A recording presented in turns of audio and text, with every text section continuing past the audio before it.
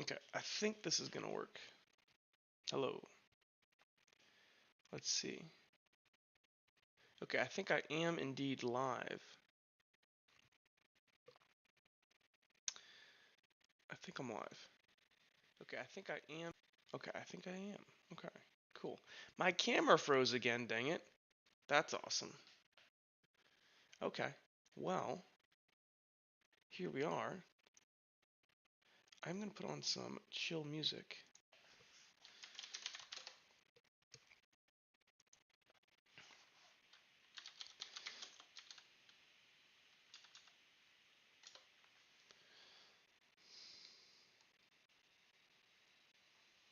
Put on some smooth jazz.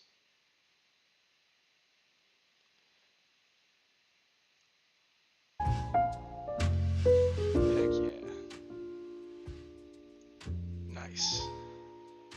Hell yeah. Sounding good. Okay.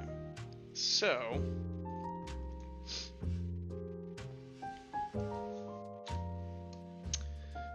I do want this open over here in case people are talking.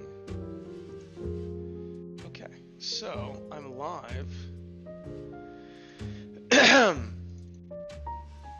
Alrighty, so then without further ado, so the point of this stream is actually I am programming up some stuff in F#. Actually, here, I'm gonna go ahead and post this link over in the Discord and see if anybody from the F# Discord wants to come over. Over in, let's grab this, hold on. So if I go over to the Discord,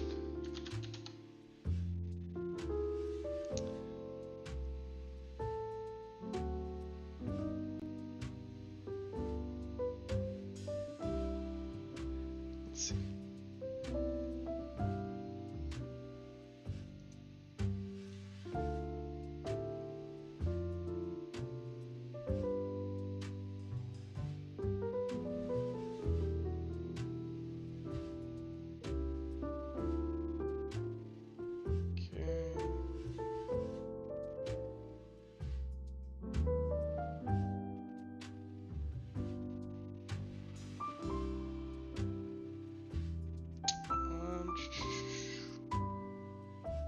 Let's see.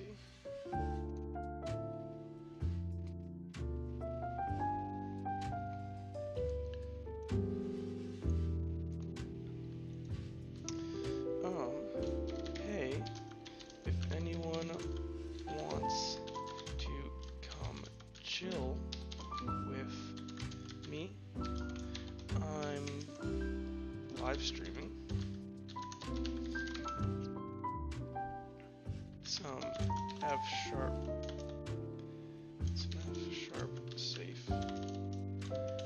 safe stack dev work for my TTRPG character sheet.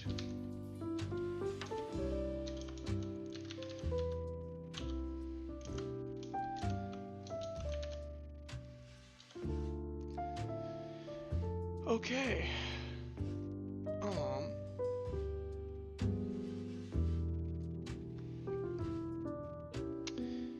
With that, I also want to send this to my friend, actually.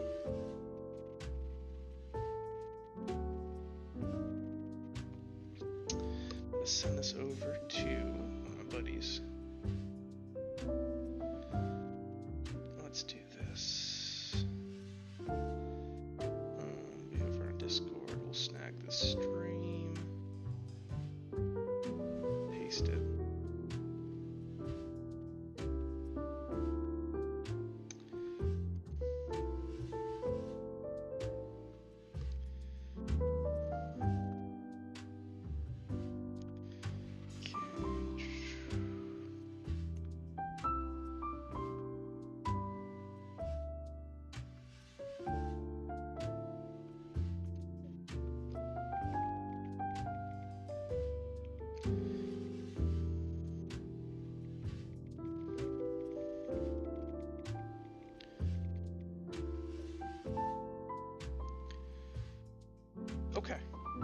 So,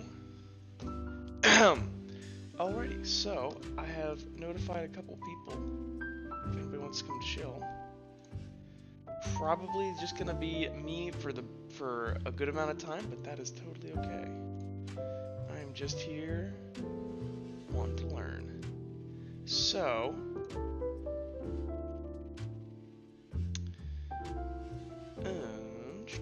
what we're gonna be doing. Okay, so what's the whole point of this whole thing? So, we are gonna be developing an automated character sheet for my game, Fogent Roleplay. So, a little bit of background here. We'll go ahead and make a new. So we're on Nix OS. So I'm just gonna go ahead, go back. We're gonna go over here into Fogent. Or actually, I guess it would be Fallen over here because I gotta fix my old directory. So we have this. So if I do Nix develop. So essentially, we're gonna be making an automated character sheet. That's the objective. So we're gonna go ahead and Codium. And I apologize for my sneezing and my coughing and whatever. I'm a little bit sick right now, so you have to excuse me. Alrighty, so what we're gonna be doing here is we are going to be rebuilding this character sheet for my game Fogent Roleplay, which if you don't know what that is, you can go look it up. I'll hopefully have a link in the description. But we're going to be building an automated sheet for it. Now, hold on.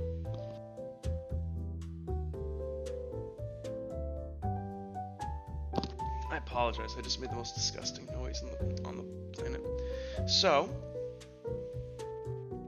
what we're going to be doing is trying to make this, because right now, so you'll be doing your character and stuff, but these dice calculations aren't automated.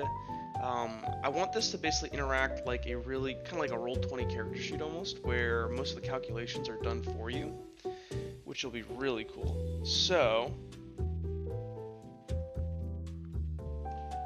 we're going to get on with this. So, I'm actually going to go over here. So, we're going to be using SafeStack. So if you don't know what SafeStack is,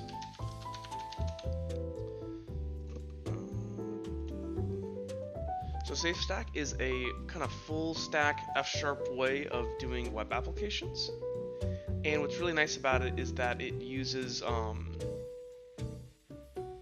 it actually uses MVU. And what's great about MVU is that eventually, if we want to, if we build an MVU kind of pattern for how we're going to do our client side, then there should be a pretty easy transition towards if we want to make this into a mobile app. So that's kind of why we're doing it the way that we are. So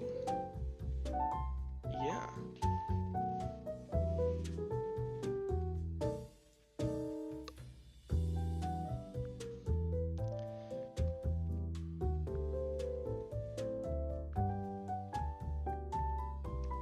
Texting a couple more people.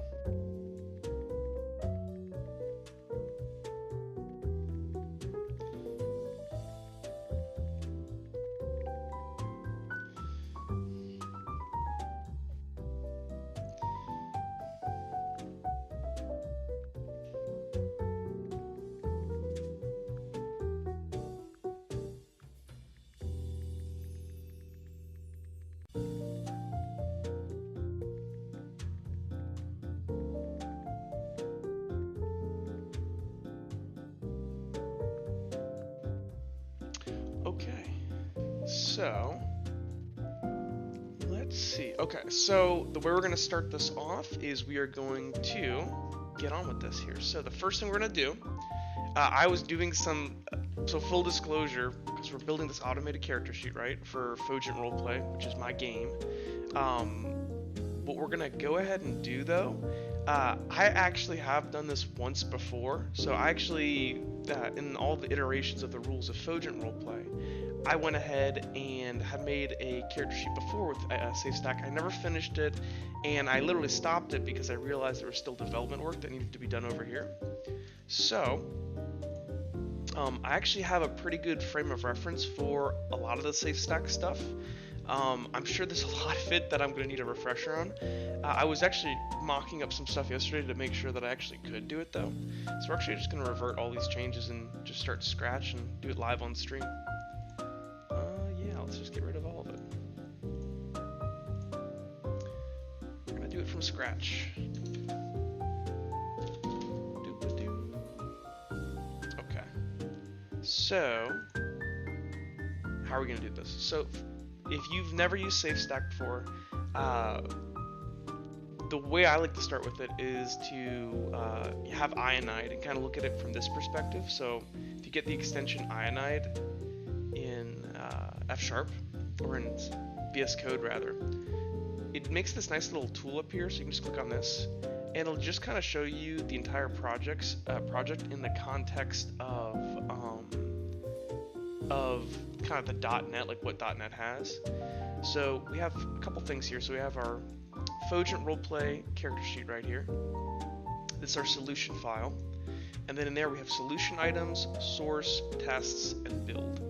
So I believe solution items is just going to be stuff like our packages, kind of like dot files where like they're just doing something for our entire solution. Source is where we're going to spend the 90% of our time here. Tests, I do want to do tests, but we're not going to start in tests. And then build is, I believe, your like build scripts and stuff. We're going to start here in source. And so we got 3 different folders here. We got shared, server, and client. And you can go over here to the file section here.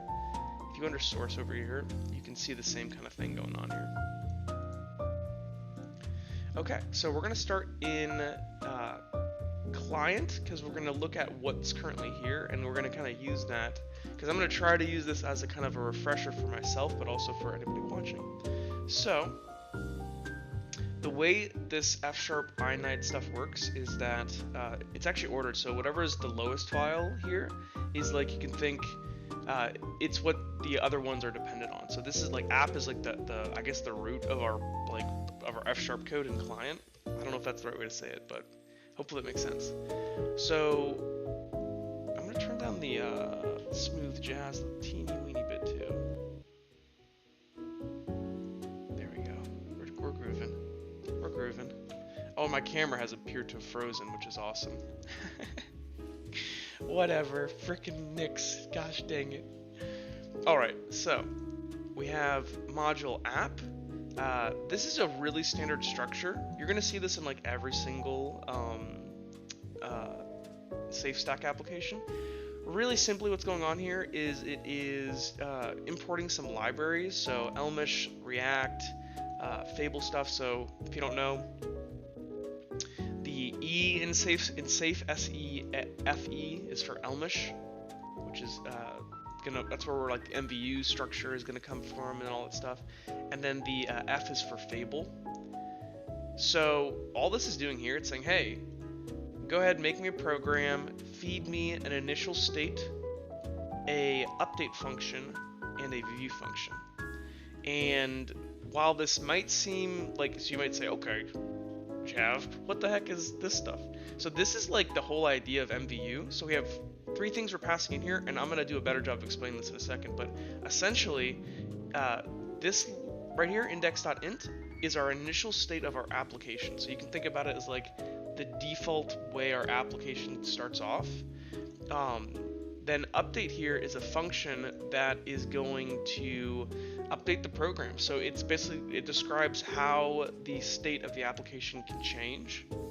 And so like, for an example, you could think about it like, oh, if I have a counter button, that's my application, I click plus, then you need an update that can account for when the user clicks this plus button, we're gonna increment the counter by 1, right? And then the view here is literally just like the physical way, or not physical, it's the way things look on the screen. It's the view, it's like the UI is the way you can think about it. So you're passing this UI function that is going to, I believe it takes, it takes model and dispatch. And so it has the current state of the application, which is what model is. It's just like the data that is representing the entire application, and then dispatch. And dispatch is just going to be a function that we can tie like certain button clicks to and stuff, that will dispatch a message to the update function to change the state. So within our UI, we'd add like an update, or I'm sorry, within our view file or view function here, we might add a button and tie that button to whenever somebody clicks it, I'm going to dispatch a message that says, hey, please update this state for us. The users click the button. Then we're just doing some piping here and stuff, and then we're running the program. Not much more to kind of go in depth, but this is kind of the important thing for us right now. You'll also notice right now it says make program. This is gonna go ahead and take in a initial argument with commands. So make program does leverage commands. We are definitely going to use commands. For our early on example here, we might just be using make simple program, just to kind of make it easier for people to understand it first. Okay, so we're now going to go over to index here. So I always feel like visualization's easy, so let's do this. So if I go here, clear everything. So right now, SafeStack is it's integrally tied with .NET. So I can do .NET run, and you're gonna see a whole bunch of stuff happen here. So this dude's going hard right now. So this is actually launching up our server for SafeStack here. It's actually really cool. You can watch it. And again, I apologize for my snotty voice. I'm sick. But I wanted to do this today. It sounded fun. Compiling. Okay, so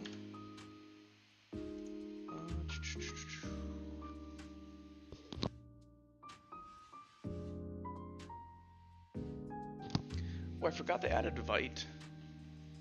Okay, so cool. So you can see here, and just for some terminology here, you see it says client here and client here. All the client is like the user. It's the person that, you know, if you're not familiar with like clients and servers, the server is the thing that's serving up the web page to somebody else, and the client is the person that's consuming that on their browser. So like this. So if I go ahead and I hold control and I click this, oh, it opened on my other screen. So this is our application right now. So this is the web page that was generated from our SafeStack application, which is pretty cool. So I can write here, make Fogent Roleplay character shoot. I can add, and then it adds it. So then we got 4 to-dos. So why don't we, I'm gonna minimize this for right now because we're gonna use this later. Why don't we go across this a bit more? So we're gonna kind of, and right now our server is running in the background here. And what's really cool is that we can go ahead, like if I do something really simple, I think I can just change some text. Yeah, so if I go ahead, if you look over here, inside of this box here, it says what needs to be done. If I go over here, I can put, I don't know, an exclamation point, a 2, and a, I don't know, freaking % symbol. I can save this, and if I hit save, I don't know if you saw it down there at the bottom in our console, but it's got hot reloading. So if I go back over here now, and I refresh, you can see that our exclamation 2 and our little % symbol are now in there. It's really cool. So basically, we don't have to like manually type .NET run every single time, which would be super duper annoying. Okay, so we're gonna undo that. So just for the basic structure of what MVU looks like, because that's kind of the part we're onto here.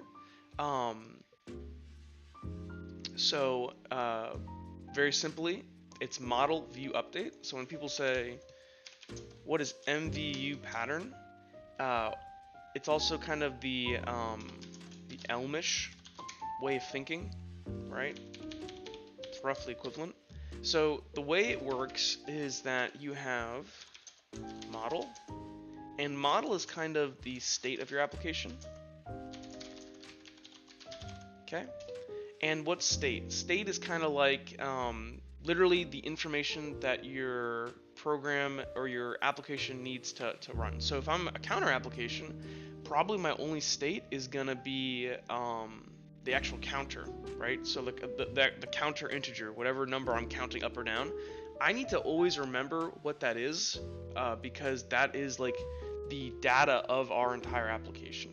So for my Fogent roleplay character sheet, the state is gonna be like a character and like everything that makes up a character in Fogent roleplay. So that'll be our state. And if you can think about it, state is made up of littler states. So, you know, like I'm gonna make this in like bite-sized chunks, and so like the first thing I'll do is like represent all of the attributes and core skills, and then I'll represent all of the vocations, and then I'll represent the info, and then I'll represent the different and I'll do this in different chunks and kind of combine everything up at the top into one big model, one big state. So the next thing is view, and we kind of went over the view part already, but all the view is, it is the it's the UI of the application. So it's actually the way things physically look. Application, can't spell. Okay. And then last but not least, we have update. Update is it describes how the application changes. So for instance, you know, it'll need to describe in our counter example here how when you click the plus button, how it increments a counter. It'll also need, for our examples over here, it'll need to describe, hey, when somebody goes ahead and changes athletics, their skill in athletics from a 1 to a 2, it'll need to be able to update and say, okay, well now that they just increased their level in athletics, we need to also increase their dice pool associated with it. So that is what we're doing. So what are we going to do? So the first thing we're going to do here, I'm actually going to not go over their example here. We're just going to go straight into our own example here. So I'm actually going to go ahead here. We're going to go ahead and click over here onto client, and we can hit add file, and I'm going to call this. So the first thing that we'll build is I want to build this attributes and core skills section up here. And I think the best way we're going to do this is probably to actually we can go look at attributes. So we'll start with attributes. So attributes represent, so attributes are blah blah blah. They basically, like, it's like D&D, right? So like a 0 in a attribute is a average person in our world. A -2 is somebody who's painfully lacking. So like a squirrel has a -2 in strength, and then like a 5 is like a freaking god. So what we're gonna do here then, why don't we, so kind of wrapping our heads around it, we want to make a state of -2 to 5, because that's what we're going to try to represent. That's going to be our model. And we're going to break these up into little chunks. So you can literally think about it right now. We're just worried about this one little box here. We're just trying to make this box that can only go from -2 to 5. Okay. So we're just going to right click on here and hit add file. We're going to call this, I don't know, neg225.fs. Nice. Okay. So what we're going to do here, and we can kind of use this as our kind of reference over here.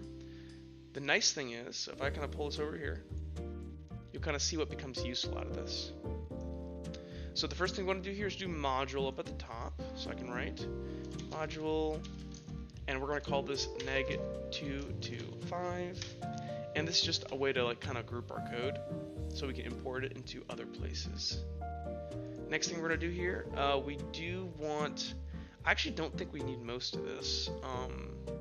The Elmish part we will need. I don't think we need the remoting for the client right now, because we're not going to use, we're actually doing the simpler version of MVU to start with for particular parts of the application, because essentially, not to jump the shark, or skip ahead rather, but if you kind of look here, our type here is going to return a model. So update, which update generally just returns a model. But when you're doing it with asynchronous stuff, so let's say you want your application to be able to check if, hey, there's some data off on the internet here. I want to be able to, oh, hi Max Page. Ooh, my camera's frozen. Yeah, I know. Here, let me see if I can fix that. I just saw that. It's freaking Linux, guys. It sucks. I love Nix though, but it's just, oh, I can't get it to work. This thing always freezes. It's hilarious. Gosh dang it. Well, drat. Max, if you're still there, would you prefer it being on the screen frozen, or would you rather it not be there at all? Or if anybody's watching. I'll just leave it there for right now. If anybody, like, just see, like, the idea was so people could actually see me programming, but I guess my Linux betrays me again. So we're just gonna get on with it though. Essentially what we're gonna do here. Oh. Okay, I'll turn it off. Good call, thank you. Yeah, it's freaking, it's my, I'll have to go into my Nix config stuff and see if I can't get the drivers fixed for that. Alright, so all we're going to be doing here, essentially we're making a deterministic part of the application right now, so we don't need commands, because we're not doing anything asynchronously. Everything we're going to be doing is really deterministic. So, what we're going to do here, we're going to go ahead and open up Elmish, because we are going to use Elmish, and we're also going to open up, so we're not going to do shared right now. We're actually going, this brings up a really good point. So over here, we talked about what the client is. You know, that's you making your that's on you and your browser consuming something from the server, and the server is that server that's literally feeding you your web page. What's this shared section for? So shared is, let's go ahead and close this. Yeah, we'll save that. So this shared section is where we're going to put code or types, things that we want to share between the client and the server. So if there's something over here that, for instance, right, the server and the client are both going to need to understand what an attribute is, because the server is going to be storing an attribute and the client's going to be displaying an attribute, or anything. So like there's a lot of things that we want to share between the server and we want to share to the client. And we're basically going to make a library in here. So actually I'm going to go ahead and make something. I know I'm skipping around right now, but we're kind of setting up the initial structure here. So I'm going to call this Fogent Roleplay library or lib.fs. So this is going to be all of our, it's going to be our library of Fogent Roleplay, all of the things, all the handy dandy code that we're going to use. Oh no, we are definitely going to do that, Max. We are going to use commands. So I've actually here, I'll kind of skip ahead here. So what we're going to do, I actually have, let me go ahead here and show you. So I have actually written a similar version of this back when Fogent Roleplay was Fallen, which was like, I basically decoupled my game system out of my world, and so the game system is now Fogent and the world was Fallen.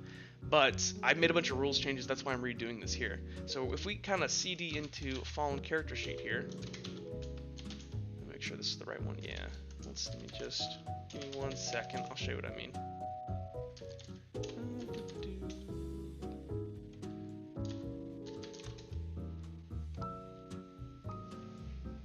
So essentially what we're going to do is anywhere that, so this is the old application here.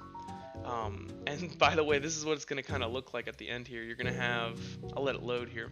But what we're going to end up doing here, if I go to, I believe it's, oh here, we can actually look better over here once this loads. Essentially, we're only going to use the asynchronous stuff. We're only going to use commands at the very top of our application, because within the character sheet itself, it behaves really deterministically based on the data you give in. So the only parts that will need to be using commands and doing stuff asynchronously will be at the very top of the application, where it'll be fetching like what items exist in the world, what types of magic there are, what are the attributes, what are the skills right now. So if you kind of look over here, you can see a character here. And this is what we're not going to be doing. So this time we're going to be fixing all this with updates. But if you forget everything that's highlighted, you have a message and a model for your update, right? You'll notice here that our update at the very top of our character, he's only returning character. It is only at index here. So index is the only guy that's aware. If I scroll up here, actually. So our initial only returns a character, which is fine. At index, we're also going to be returning the model, which is the entire model, but we're also returning a command. Basically, what we're going to do here, if I kind of go here, we're going to, for a lot of the character stuff, we're going to feed in the command of none at the top level. We're just going to treat everything from character down deterministically, because the character sheet is like kind of a self-contained like flowchart, right? But once we're actually going to be like, I'll give you an example here. We'll use the commands here. Like for our init has to perform a command where it's going to fetch data from an API, where it goes and it grabs like all the weapons that exist in the world, or all of the pieces of armor that exist in the system, and all that stuff. But for everything else that's just like, you know, anything to do with a character, like anything that's happening with the character sheet, a character message, we're just gonna do none for it, because it's gonna handle everything deterministically. We're just gonna use messages, and really the only reason we would want to use commands is if we need to go off and do something and then be ready for it when it comes back. So like when we dispatch this command here, we're hitting our API, and then so this init runs whenever we start our application. It sets everything to empty here, so you know, all the items, all the magic skills that exist, all of the ranges that exist, like, you know, your weapon ranges, all the weight class stuff. It sets all this to empty, and then it goes ahead and goes to the server and says, hey server, I'm gonna fetch the initial data. I'm gonna go get the initial data here, and then that command goes off, comes back. Oh hey Oren. But when this comes back, Max, that's when we run this got init. And that takes all of that new fallen data, all that API data, it sets it to the, it updates the character, it gives the character, hey character, here's all the items you could be using, and then, but it's also doing command none. So we're only going to use commands when we're dealing with side effects, and for the most part, we're not in side effect land, which is a good way to think about it.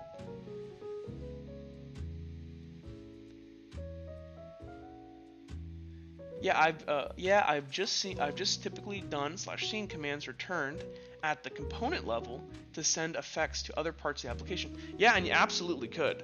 That's 100% a valid way to do it. I guess the one thing here is that I can kind of treat it deterministically at one part, and so I'm gonna. But you're absolutely right. Like for a general web application, you would want to do it that way. Though wherever you can, right? Like I kind of feel like it's kind of a thing where I don't want to be writing command none throughout my entire thing at this point, because I'm never going to need it there, because hopefully, you know, once the rules are written, the actual character sheet won't change very much aside from what gets fed into it, like the items and stuff. Okay, so back over to the Fogent Roleplay project over here. We're going to go ahead here. This is going to be our place where we store all of our goodness. And actually, just as a reference here, this is kind of what it's going to mimic over here. And so if I actually do fold here. So this was my old library here. And this is just all... Oh, thanks, Max. I appreciate it. Yeah, that's honestly... It's just like don't use things when you don't need it, and like, you know, don't make extra work for yourself.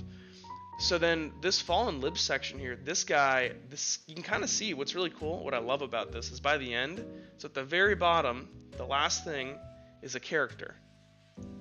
And you'll see that a character is going to be built up of a character's name, their attribute list, their core skills. And so we're going to build all these types up that'll make up to a character. So, but because we're rebuilding this, and this is really good because this lets me go through my code, make sure everything's clean, but I'm going to push this off to my side panel here, and I'm just going to be mainly trying to do this roughly from scratch here, but I'm going to reference my old code because, of course I am. I'm not that smart. Okay, so what we're going to be doing here, we're going to say namespace, Fogent, Roleplay, lib. And the first thing we're going to want to do here is define a new, because we're trying to make the client side of neg 2 to 5, and just to kind of scope us back in what we're trying to do, we are literally trying to make these numbers here. So you're here, it says strength 1, we're trying to represent this 1 right here. So this 1 should be able to go from -2 to 5, but it shouldn't be able to go to 6. So that's kind of our objective right now. So first, let's go ahead and make ourselves a new module.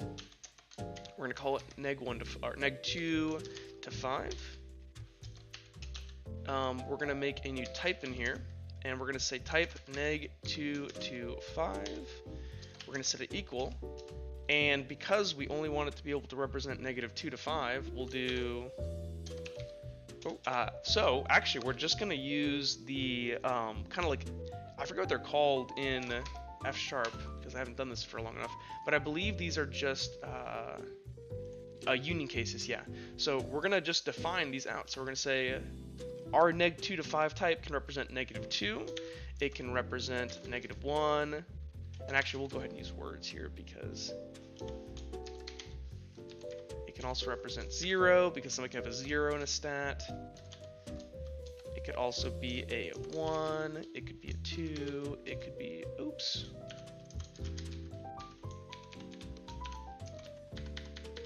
We could also do, man, I can't type this morning.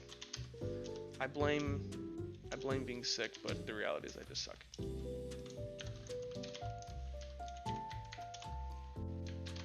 So there is our type. So it goes from, it can either be -2, -1, 0, 1, 2, 3, 4, 5, which is awesome. So then what we're going to go ahead and do, next we want to come over here. So now we can actually start crafting something up with this. We'll want to bring over this type from our library over into our thing here. So I can do open fallen or Fogent roleplay lib dot neg 2 to 5. So now this type, I can reference it even though it's over here. And the whole reason we're doing this, right, is that we want our library to be over here. We want our server and our client to be able to go to the same place for the information and not have to like define it 2 places every single time, which would suck. So then the next thing, we're going to have to define an init. And so we can look, remember, we can always look at the this example here. So the next thing they do actually is define the model. So we'll define our model. So we're going to say, we can hold this to the side here. So they say type model equals that. So we're going to say type. I'm not streaming to Twitch right now, Oren. I'm just doing YouTube. I'm gonna do Twitch tomorrow too. I just didn't figure out how to do it to 2 places at once, and so I was just like, screw it. I'm too sick. I'm just gonna go ahead and stream. I wanted to stream. So and this is kind of redundant to be honest, but we're gonna follow their example here. I'll show you how to kind of like tighten this up here. So our state of this UI right now is going to be -2 to 5. We're gonna define the messages. So you can think about these as like the your stream's looking good. Thank you. Yeah, actually, Oren, remember they upgraded my internet. Like I live in kind of a more rural place, and they upgraded my internet, which is really great. So our message here, right? The message, you can kind of think about it as the actions that the user can take is the simplest way to think about it. It's a bit more complex than that, but it's really easy to wrap your head around that. So what could the user do to a -2 to 5? Well, I think they could change it, right? So they could, whenever they're interacting with this character sheet, they could type 2. Or they could, maybe there's a maybe there's like a little plus button by this where they can click it and it'll go up or down. And so they can change the -2 to 5. So one of our actions, one of our messages that could happen is somebody changed -2 to 5. So, and what's going to happen when it changes? Well, we have to, well, actually here, I'll frame that in a different way. You kind of see over here where in their messages they do this union case, but then they say of to-do list or of string. So all this means is this is the data whenever somebody changes something or whenever somebody does that action. Is there additional information coming along? Like, you know, what did the user change the number to? That's going to be our example. Or what this here set input. This is the text here that they're going to set and put into, if you remember our little safe stack application. I don't know if that's running still. Oh, I killed it. Nice. Of course. Oh yeah, because I'm editing it right now. Not a big deal. But essentially, this is the data that's going to come along. So because when our user is going to change from 1 to 2, we're going to say of int right now. We're going to get into why it should be int. Really simply, it has to be a negative or a positive number. Now, we constrained our typewrite over here to be only -2 to 5. And technically, integer here represents a lot more numbers. Don't worry about it right now. I'm going to show you how we're going to constrain it with functions and stuff. So we're going to do this in a clean way, I promise. But for right now, just let your mind pass over that. So change -2 to 5. That's our actions that could happen. The next thing we need to define is an initial state. So I'm going to say let init equal, and really simply, our initial state is just going to be 0. Right? Because like whenever somebody starts and they make a new character sheet, if I go to the template over here, excuse me guys, I'm sorry. Hold on, I'm gonna sneeze real quick. I'm gonna mute myself. Okay, sorry about that. Let me make sure I'm streaming still. I am, cool. Okay, but you can kind of look up here. This is kind of like what a default empty character sheet will be, so everything will be 0. Okay, so our initial state is going to be 0. Then we have our update function. So, what does our update function need to take? It needs to take a message and a model. So, we can write message model. Now, for right now, I'm just going to go ahead, you know, F# badass, so it's going to infer the type in a minute here, but we're just going to go ahead and specify it directly here. We're going to do -2 to 5. Oh, no, I'm sorry.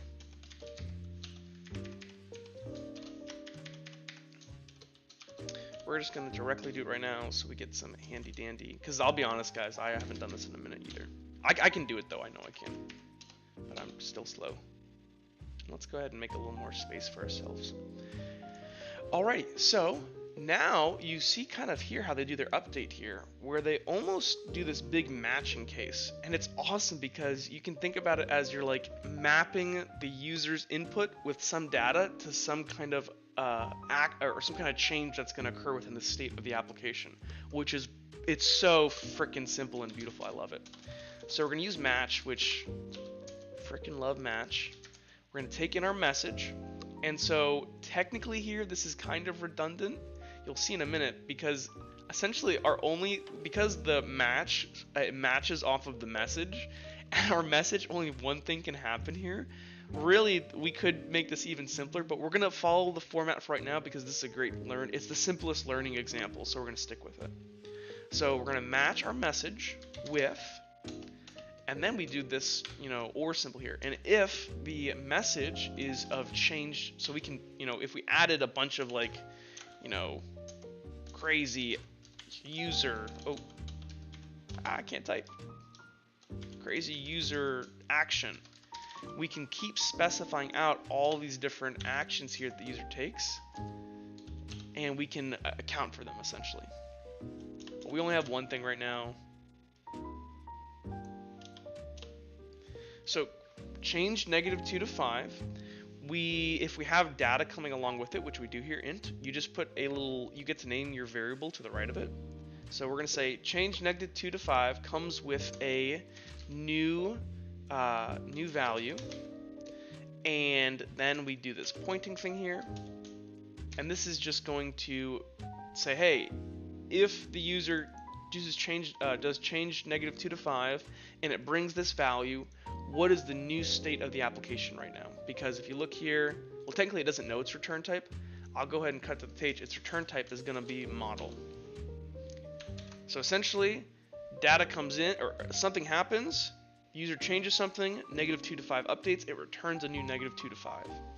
So what we're going to do here is we're just going to go ahead and say, hey, if the user changed -2 to 5, we'll want to set it to this new value. However, remember I said remember this int thing here? So you know, the view and stuff, it knows how to work with integers and stuff. It doesn't know how to represent our type the exact way. So we need to make sure that only valid integers between or -2 to 5 can come into our thing. Otherwise, we're gonna either error or just disallow that behavior. So what we really should do down here is we should say, hey, I'm gonna use if here, but we're gonna use a match. So if the value is higher, or it is within -2 to 5, set it as new. Otherwise, do nothing. Okay? So this is what we're going to need to happen. Now, in order for us to do this, we are going to need a function here that can kind of mediate between our integers and our -2 to 5 type. So I'll kind of show you what I mean by that. So over here now, we can go over to the shared code, right? Because literally the only thing we're ever going to be writing over in our component side, it's only ever going to be the view and the update stuff. Everything else that's tied to logic or anything, we're going to try to decouple that out over into this. We really do want to get most of our code into library and organize it over here and just have the update and the view over there. But what we can do here, we're going to need a function, right, that's going to take in an integer and return a -2 to 5. But we also need some kind of logic to handle, hey, what if this -2 to 5 isn't within our range? Like, what if they give us a 6? We can't represent that. So we're going to leverage options here. So we're going to say let int, an integer, to -2 to 5 option. So we're going to take an integer and take it to a -2 to 5 option. It's going to take in the number, and what we're going to do here is say, hey, the either type, we could use either. I actually, is either just, I think it might just be option. Like, are you thinking of sum and none there, Oren? It's the same, that's what they call it in F#. It's just option. So, you type, I'll keep typing on my end too. So what we're gonna do here is say, hey, if, so we can match option plus error type. Ooh, interesting.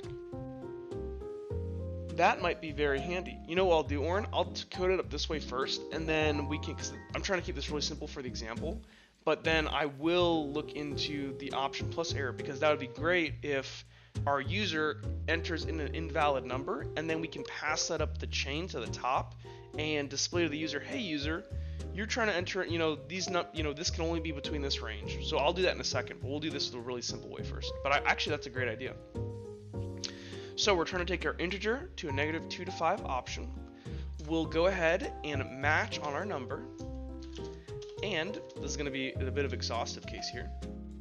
By the way, you could, instead of doing what I'm doing, you could use a private constructor and kind of just use a constructor to limit. Basically, you can make a private constructor of a type where it's an integer, but it has to pass through private constructor, and the constructor only allows -2 to 5 as the integers that are allowed. That's another way to do this, but we're just going to do this exhaustive case right now. So if it's -2, we're going to go ahead and return -2. If it's -1, we're going to go ahead and return -1. If it is 0, we're going to return 0. And we're just going to do these for all of these, except for the last case. We're going to do something special for the last case. Oops, can't type. Just exhaustively list all these bad boys out. If you were doing a lot bigger of a number range, then you would want to use the private constructor type, because it would make things way simpler, but for our purposes, this is more than adequate. Last but not least, got 5. So, this looks really good, but we can see our return type right now is of integer. Wow. Oh, actually, I'm doing it backwards right now, didn't I? I just I went from, I did it the backwards way. That's fine. Hold on. What we can do here, because we will need something like this, so we'll rename this. All's good. You actually need to be able to go back both ways. So this one is actually a negative. This function takes a -2 to 5. And it converts it to an integer. So nice, we got that function now though. This guy though, and actually, let me just fix a couple things here. My bad, guys, that was stupid. 2 to 5. So this function goes from -2 to 5 and it goes to an integer. This guy, on the other hand, goes from a -2 to 5 and then he goes back to an integer. Perfect. So then down here, we can do another match. We can match off of num with, and then we're just gonna go ahead down here, start specifying this out. So if we get a -2, we are going to return sum, and then we're gonna say -2. And actually, I can just do this, can't I?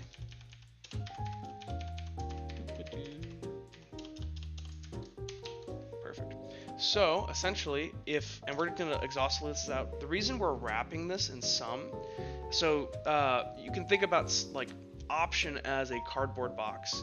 So right now I'm saying, hey, I'm returning back a cardboard box that could have a -2 to 5 in it. It might have a -2 to 5 in it, it might not, but I'm passing a cardboard box back. What's awesome about that is that over here on the UI side, if we get something back, we can set it.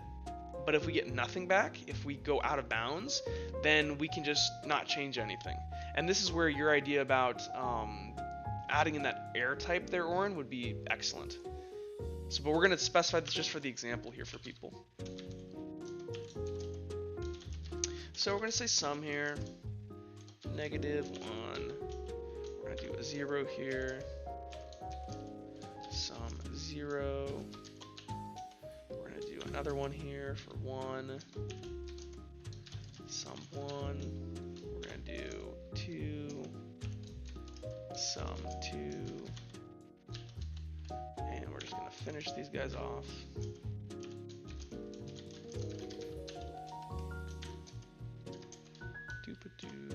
There's actually something really satisfying about like typing this all. I don't know why.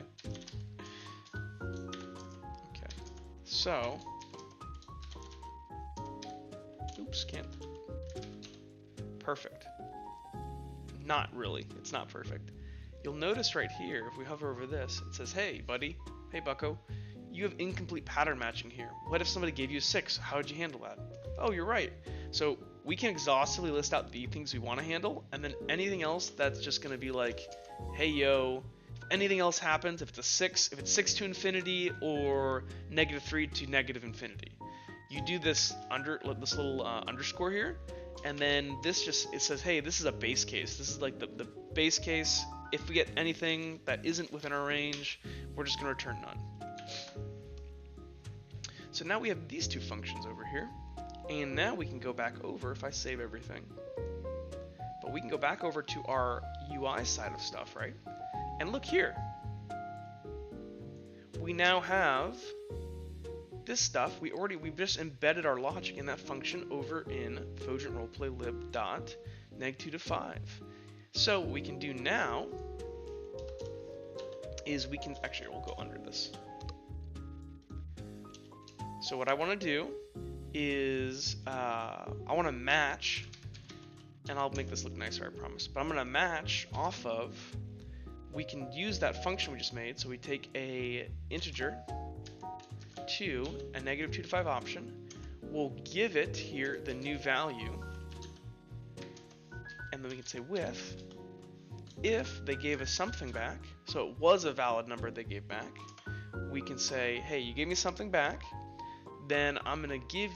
So this is the valid or new neg2 to 5. So if they did, we're just going to go ahead and return the new neg2 to 5. If you gave us none backs, you gave us the empty cardboard box because, you know, it didn't work. Like we literally were out of bounds. You know, like a 6 can't be represented by -2 to 5 type, by our -2 to 5 type.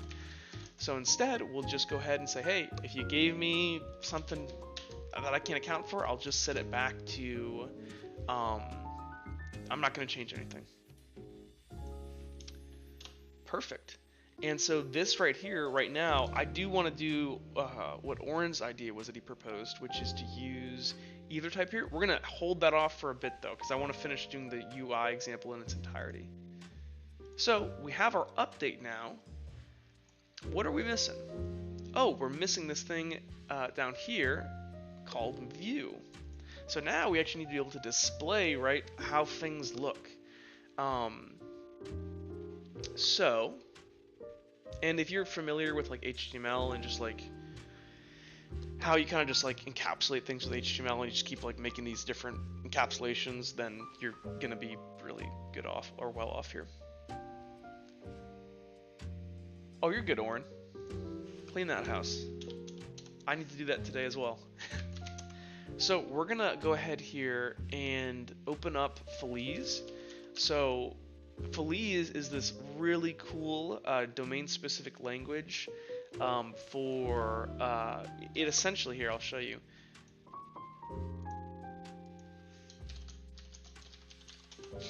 Oops.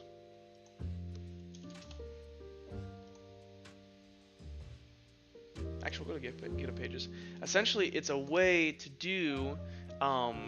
It's a React domain-specific language for like viewing, like for view. So you can see here, this is going to let us do all of our HTML and stuff, but type check it with our F#, which is really cool. So we do open Feliz here, and I'm going to say let our view. If I scroll down here just a tad. So if we look on the right here, our example, right, with our view, so this is what they gave to us as an example. A view is going to take in two things. It's going to take in the current state of the application, otherwise known as model, and then it's going to take in the dispatch function. So the dispatch function is freaking awesome. It's this, the dispatch function is essentially, if you think about like the entire model view update, you know, way of doing things as like an army, the update or the dispatch function is like the messenger. He's like a little, you know, if you're on the battlefield and you're on like a small little component, right? So you're on the smallest component of your application. You all have a messenger called dispatch. And dispatch can take some command, some kind of, you know, if the user clicks a plus button on your little counter in your smallest component of your application, they click that plus button, you can dispatch and say, hey, entire application, or you can think about like the general, dispatch the general at the top, say, hey, I got, you know, the user changed this input, I need to update my little part down here. And this is like one of the wonderful things about MVU is the ability to do some really cool logging and to basically represent your entire application as like a flowing of moving between different state. And it's really good for debugging because like if you log all of those state changes, you can see exactly how your application changed through time. And if something broke, you can look at that and say, oh, here was the before and after. I can literally replicate this and see why this breaks now, instead of just kind of being like, oh, it randomly broke, I don't know why. So, and dispatch here takes in a message and it returns unit. Okay, so it takes in some kind of user action and it returns unit. It's actually going to get handled higher up by, at the very top of the program, by the general, the way you can think about it. But we're gonna figure out a way to get that order up to that guy at the top and let him handle it, is the way to think about it. And we'll let him be responsible for calling the update function for us. So we're gonna say model, and our model here is going to be of type model. And here, let me give us some more screen space here so people can see. And then our dispatch function here is going to be of type. And actually, we're just going to leave dispatch right now as this. This is fine, because we're going to be calling it here. It'll figure out what dispatch is. But dispatch is going to have, it's a function that takes in a message and returns unit. So what we're going to do here is we're going to go ahead and define a little input here. So I'm gonna another cool thing about Feliz, I want to actually use Bulma. So if you don't know what Bulma is, so Feliz is awesome. It lets you do, raw HTML stuff. But if you want some like kind of more CSS stuff, some more like pre-made UI components and stuff, more easy, like stuff that just looks good right out of the box, you can actually do Feliz Bulma here. So if I go over here to bulma.io, so Bulma has all this really pretty CSS. It's a CSS framework, but they've already written a conversion to use it with Feliz in F#. So what we're gonna do here. So I need to install this package because I don't think I have it right now. If I'm not mistaken, I can go to SafeStack. I believe in the documentation they have a... How do I... Components? Nope. UI...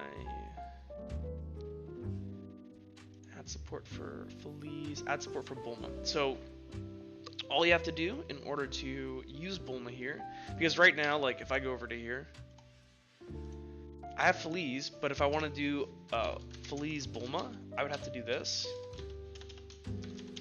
But it doesn't exist right now. So what we're going to have to do is just copy this. So .NET packet, which is the package manager for .NET, add feliz.bulma-p client. So we're going to go ahead and copy this. Going over here. And my because right now things aren't compiling because I'm making them as I go, so we're gonna just go ahead and clear this down here. So we just run this one little command here. We grab our new version here of Bulma. Magic, presto, and now this should happy with us. Boom. Now we got Bulma. Cool. So now that we have Bulma here, what we can actually do here is define our little button. So we can do, I believe it's, and so before we dive into this, let's take a look-see here. So the way that you're going to represent your HTML and stuff is essentially in these little arrays. So so the HTML.section function, if I hover over it, oh, it's thinking. Can you show me your type, sir? want to show the people. Well, I guess not. I know it takes a list of fable.react properties, and so that's why it says prop here for each of these. Prop dot. So what we're gonna do over here, so we're gonna say Bulma, and if you want to learn like all the different ways you can use Bulma, there's actually a, just so that people can actually, you can go over here, go to the overview here, and you can learn about all the flea stuff. And then if you want to learn how to use the Bulma stuff, you can go ahead and actually just go to the Bulma website, and basically anything that they reference over in the Bulma website, like input, you can just do flea, or just, it's just gonna be Bulma.input, and it'll just kind of work. It's really cool. So over here, I want to have a little input field, so let's say Bulma dot, and the reason why we want an input field is because we're trying to represent this little thing, right? And so we need a place where people can enter in the number. So I'm gonna go back over here. So we can do Bulma dot input dot number. So we're gonna go ahead and give this, and actually it's working over here now if I hover over this. So you see that all these different HTML or all these other Feliz elements, they take in a list of React properties. So we can make some in here. So the first thing here, and actually, if I'm not mistaken, I'm gonna cheat here and use some of my old stuff here. So if I do, hold on. Okay, cool. So what we're gonna do here, who just texted me?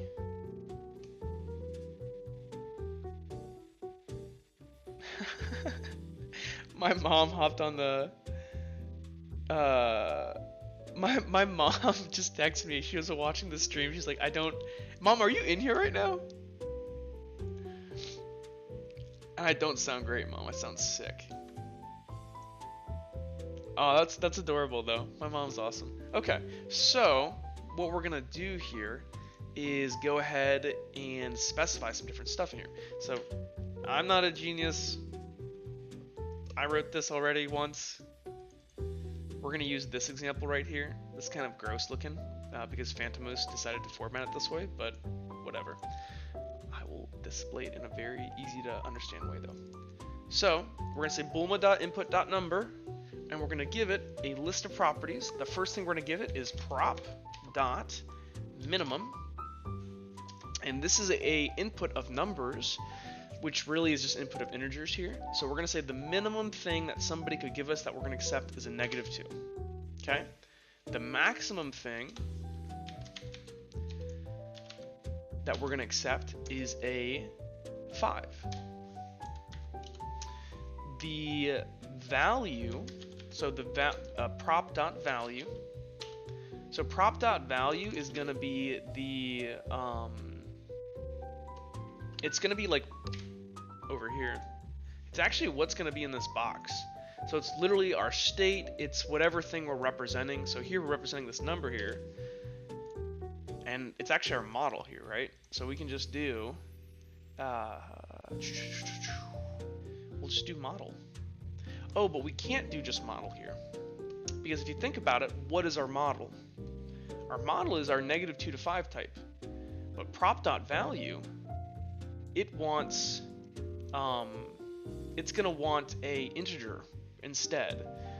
So what we're gonna do here is say, and actually we already kind of did it, remember how we made -2 to 5 to int? So we can convert our model to an integer that is going to be more accepted by the UI library here.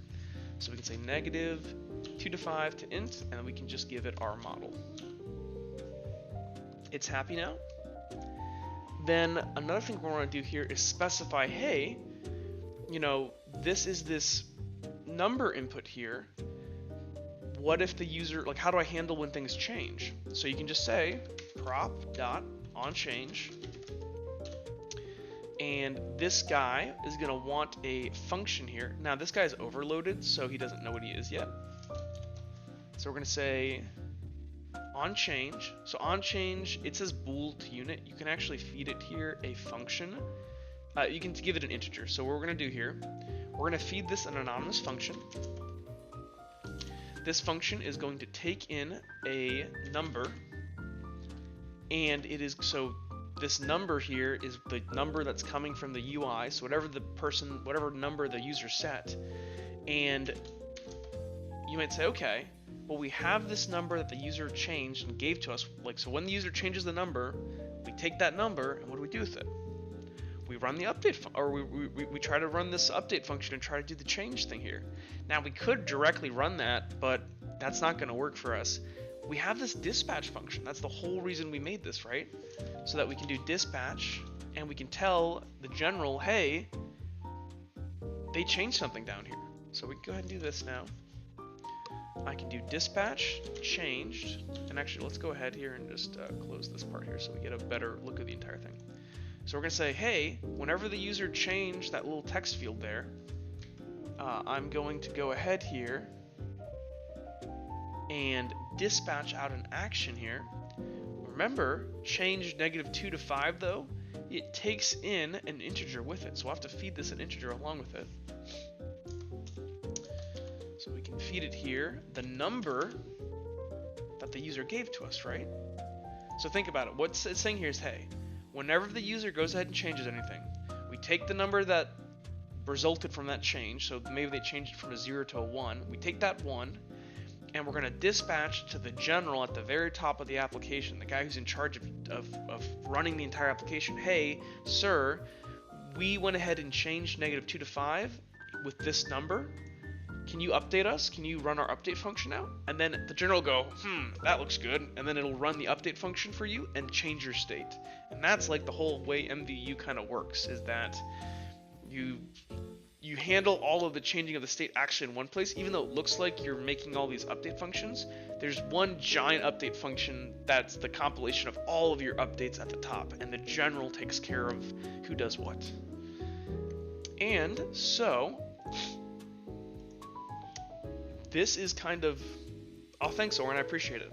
It was your explanation, though. I feel like we did that over the summer during the internship. So, we have this all. Do we have anything to show for it? Well, we kind of do, but we gotta show it first. So what we're gonna do, I want to be able to look at our beautiful little counter that I just made. So what I can go ahead and do is go over to index here, or actually app. So do you remember when I said that, app, actually probably, I think a lot of people weren't here when I was just starting to riff off to nobody. Up here at the top in our app, so we're in client, in app, so you can kind of think of app as like our very root file of our client side, right? Program.makeProgram here, this is where you feed the initial state, the big update function, and remember how I said that, actually, so the way to think about it is that this is the general. So we keep talking about the general. Program.makeProgram is kind of the general. He's the guy that takes in the initial state. He's the guy that takes in the gigantic update function that knows how to update the entire application depending on a message, and he takes in the entire view of the application and he makes it into a program. So so what we could do here hypothetically, right, is we could just go ahead and just say, hey, -2 to 5, and just drag and drop this stuff in here. Now this isn't going to work, and I'll show you why in a second. So like hypothetically this should just work, but it's not, and I wonder why. Well, remember how I was saying that index over here? If I go over here, remember index, it's using commands in addition to messages. So essentially the way that it looks for over here is make program. He wants a model and a command, whereas right now we're not providing him the commands. So all we're gonna do, instead of using make program right now, just for display purposes, we're gonna do make simple. So if you wanted to make a deterministic web application that never so it's never going to actually interact with the outside world, it's never going to do anything asynchronously, then you could just use make simple and you'd be fine. But if you want to actually be able to do things, because you're a web application, if you actually want to do web application things, then you're gonna need to do make program instead. But for our purposes right now, since this is just a deterministic little piece of code, we can save this, and then I can actually run this, I think.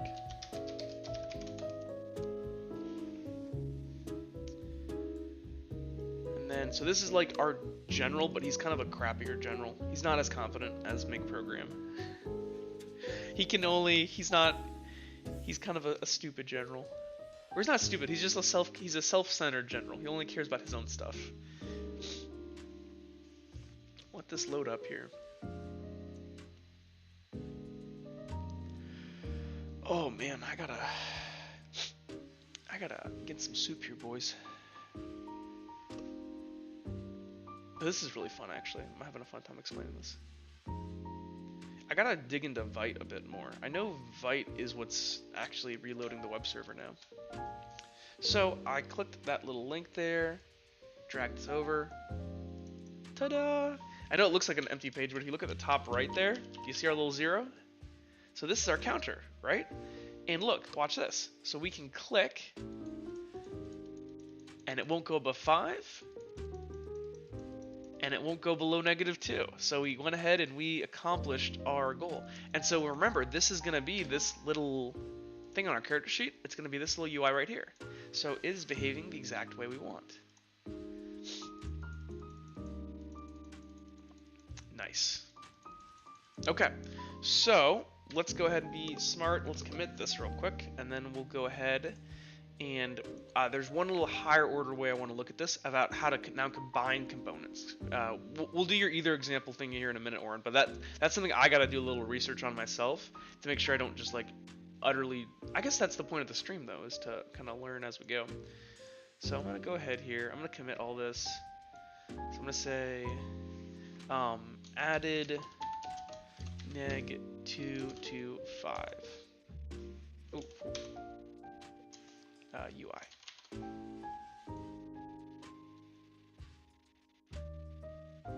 Cool. Alrighty.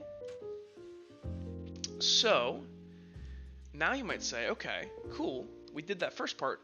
What's the next step in the plan here? How do we keep growing this application? What's really cool is you can just visually think about it, right? Is if we go over here. Oh, here I'm gonna close a couple of these. So the next thing that we need, because we made this little square right here, now we have this little square, we need this thing over here. So this is an attribute. And in Fogent,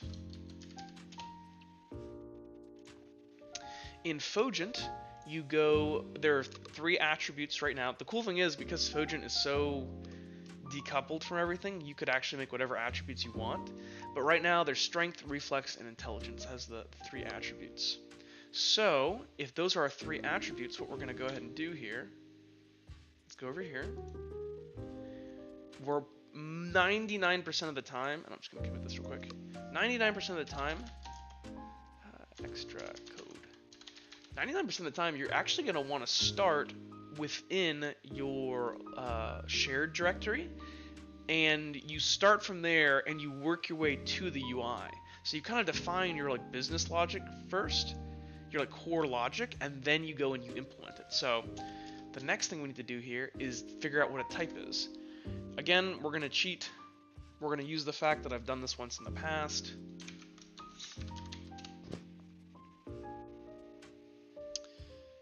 Give me 1 second. Nice. Okay. So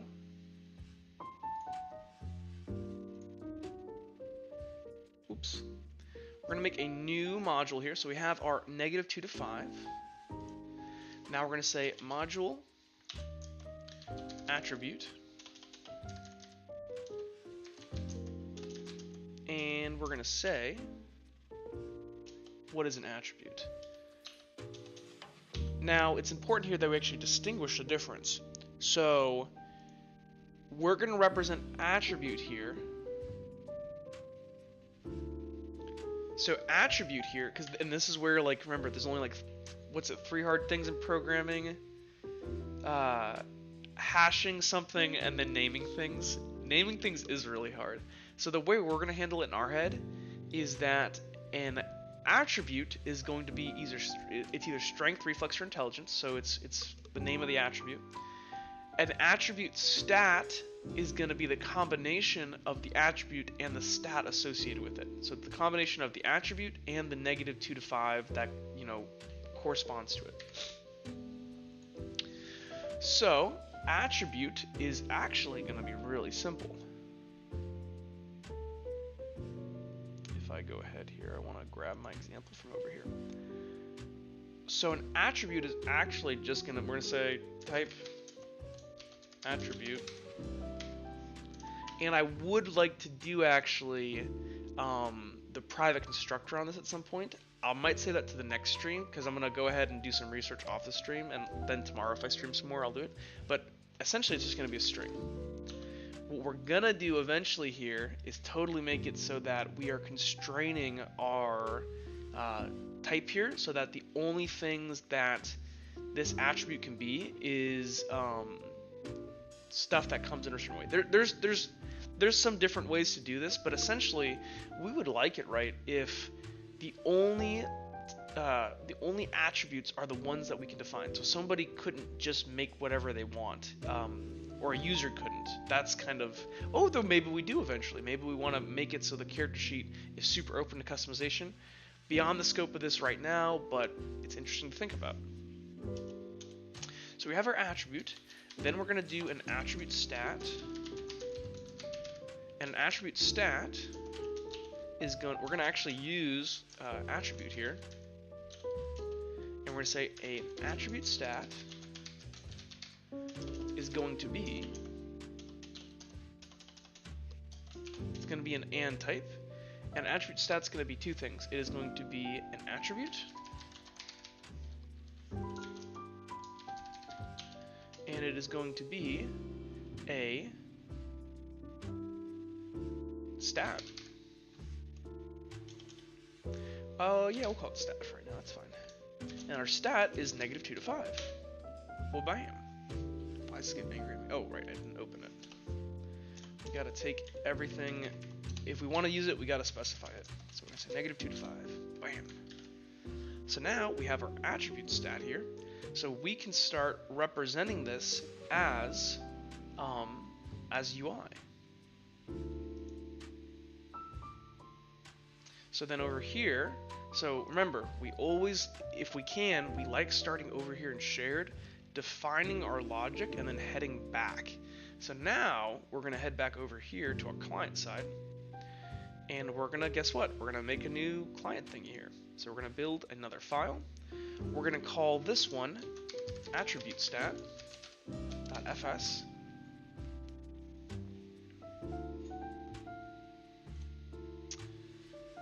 Okay. So we have our empty file here. Oh, and I should mention this. So if you're not used to using Ionide, it has this, because F#, under the hood, which I think this is actually really cool. I'm gonna show this off. So under the hood here, this is our fs.proj. You can actually see here that the order in which these things are compiled matters. So like whenever we're looking at the ordering over here in our Ionide view, where it goes -2 to 5.fs or attribute.fs, index.fs, and app.fs, app.fs has to come before the other things. If it doesn't, then things aren't going to compile in the right order. And we use these little arrows on this UI here to move things up and down. You could hypothetically come over to this file, client.fsproj, and manually add in, you can see my little green git add thing here. You could actually just manually add this in here if you wanted to. And this is how you would do it if you didn't have this UI. I'm sure there's also like .NET, like some command line stuff you could do. I'm sure there is actually. But I just thought that was cool. We'll head back over here and write code. Okay, so we're gonna do module attribute stat, and again, what's if you're learning this, or if you're me and you don't want to mess up on stream, you can just move over a file you've already done to the right, and just it'll guide you through it. So the first thing we're gonna do is open up our -2 to 5. Oops. From our Fogent Roleplay library. So it's good that we did that first. We can do type model equal to attribute stat. Type our messages. So the messages for this, now this is really cool. This is where things get really interesting. So what are the things that we're going to want the user to be able to do over here? So I think we're going to want the user to be able to change, and so literally think about it right now. If you can't see on screen here, the way we want to think about how we're going to affect this UI is our attribute stat is everything from these first 3 boxes in the top left corner, excluding this, because we won't have this box here in our UI because this is just markdown, and I'm doing the best that I can with it right now. But it's going to be this name here and the stat. So the only thing the user can really do is change the number. I won't want the user, when they're interacting with the sheet, to be able to change their attribute just yet. I'll want to be able to provide maybe a way where they can make a custom character sheet if they want to make one for Fogent Roleplay. But while they're using it, I don't want them to be able to change the attribute. The attributes are kind of set in stone. So really the only thing it's going to do is change that -2 to 5. So how do we represent that? So what's really cool is that we can actually, if I'm not mistaken here, we can just basically point at the messages that came below and say, hey, yeah. So this is where it gets really cool. So the messages here, the only one is we're gonna say, hey, the messages we can do are -2 to 5 message. Oh, here, or actually we could do it this way.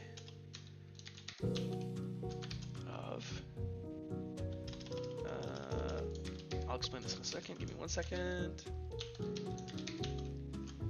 Okay, so what we're saying is, hey, the things that we can perform, that this larger type can perform, are the summation of its smaller parts.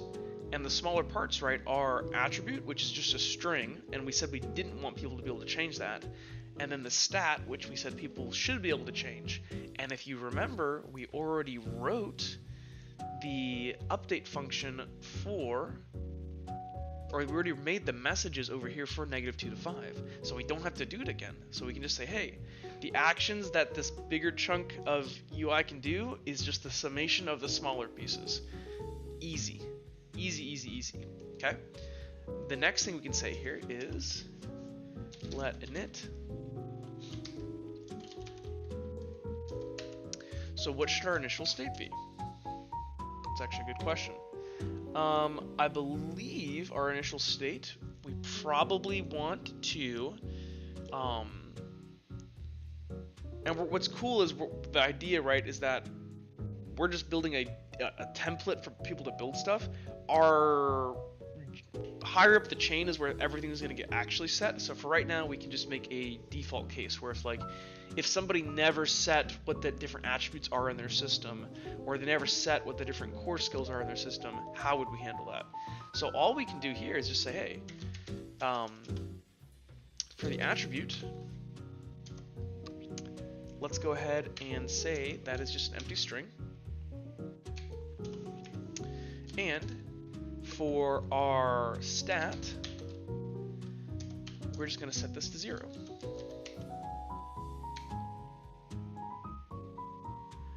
It's pissed about 0. Why is it pissed about 0? Oh, no. Actually, better yet. Your stat, guess what?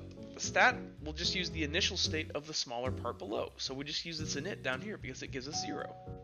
So then I can say -2 to 5 dot init. Well, bam. So what's super cool about that is we're building everything up. We're just building up, which is so cool. I freaking love it. We're gonna do let update here. Oh, let me check the streams here, see if anybody said anything. Nope. Good. Okay. I was not ignoring anybody. We're gonna do it again. So we're gonna say message model. So for our update function, what are the things that can happen? Well, the only things that can happen are what are defined by our messages. And so the only thing that can change is if the -2 to 5 message happens. So what we're gonna do now is do a match on our message with if it is a -2 to 5 message, then all we're gonna go ahead and do, and it comes with a message, we're just gonna route that down to the lower UI to handle it. We're gonna say, hey, and actually, because this is what's so cool, so this gigantic update function, it's gonna chain down to the bottom what things you actually want to get done. So right now here we're providing the path that the general can use to say, hey, update this thing down here. So we're hooking things up. So here I'm gonna say, hey, if I get a -2 to 5 message here, what I want to do is go ahead and just, oops, wrong way. I need this one. Okay, so if you gave me that message for -2 to 5, all I'm gonna do is say my model. So basically we're gonna want to take our attribute stat here. We only want to change where it says stat there. We don't want to change attribute. So we can do this cool little way with these curly braces to pull apart an object in F# and then only change things we want and return back that new object with only the things changed that we wanted to. So we're going to say model with, so we're going to, if somebody wants to change the -2 to 5 thing, we give it model, but we're going to change our stat, and we're going to set it equal to the update function of the thing below. So this is where we're hooking things together. So then we can say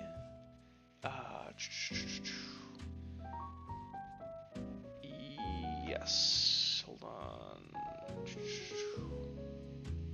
Yes, so we just want to give this the message right now. And then we want to give it model.stat. Okay, let me give us a little space here so we can read this. So our update function is saying, hey, we're taking in a message and we're taking in a model. The only message we can have is if the -2 to 5 thing below changes. Whenever we receive that message, we're going to go ahead, take the current state of our model, which will be like this, the literal string str is our will be our attribute, and our stat would be like 0.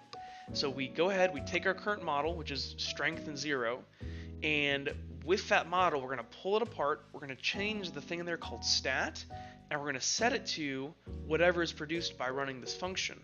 And this function is the update of the -2 to 5. So we're giving it that number to update itself, and then it's going to return back that. And that's it. It's like freaking amazing. And this is a really simple example, but we're going to do this the entire way across the entire application. So now we have that. We can do open. We can do, we want a couple things here. We want Feliz and we want Feliz Bulma, because they're based. So then I can do let view, and we just do the same thing we always do. We do model and dispatch.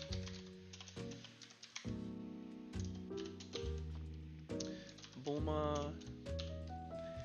We can actually start doing some interesting stuff here. So I think we can do some columns here.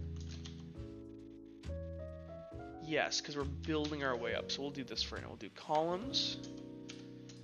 And because if you think about it here, we're going to try to represent these different like rows and columns here. So we're going to want to start using columns here. So we're going to say columns. Our first column will be this guy right here. the actual name of the attribute. So we'll do bulma.column, and we'll go ahead and give it the property here of its text, and we're going to give it model dot stat, or no, attribute. Well, bam. And then we're also going to give another column here, because if we look over here, we have this thing now. But guess what? We already made the UI for that, so we can just say bulma.column, and we can just give it here.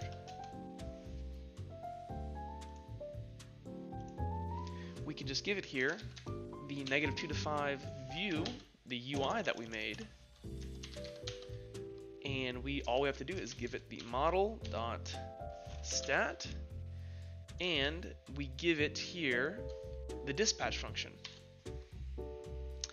And this is a little bit, this took me a minute to wrap my head around, so hopefully this isn't too complicated. But essentially what we're going to do here, if you remember, the dispatch function is a function that takes in a message and returns back unit. Okay. What we're going to do here, our -2 to 5 message here actually goes ahead and it wants to return our message type up here, but so this is called message down here and this is called message here. We're going to want to actually use a piping. So what we're going to do here is say, hey, take this -2 to 5 message that's going to exist on attribute stat and go ahead and run and wrap this actually in, or it's not wrapping really. Here, I'll show you what I mean. So what's going on here is that if I'm not mistaken, you're kind of doing this. You could actually represent this a different way. You could say, function, because this actually threw me for a loop, so I want people to understand this. So you could say function that is going to, and give me 1 second. I can actually use an example from my code over here to make this really easy. But this is like this part, it just threw me for a loop when I was just starting out, and I don't want people to, yes, here we go. I don't want people to get confused. So what this actually is behind the scenes is a function, because what is dispatch? It's a function that takes in message, so we have to give it a message, and it's going to return unit. Now what's cool is that the -2 to 5 below here, this view will also have a dispatch function in it. So what I can do, or rather, I'm sorry, let me finish coding it and then we'll look at it, because this part, it always gets me, dang it. It's really simple too. All you're doing here, you're calling your thing above, and then you're feeding it whatever it needs, which in our case would be model.stat, and then you're also feeding it to the dispatch afterward.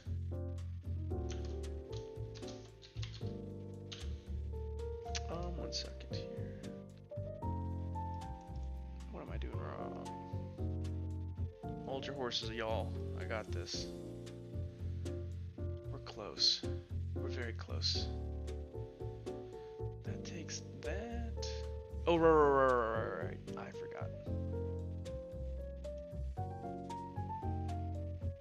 Because this guy needs to give it a, no, that's right. Oh, right, I'm stupid.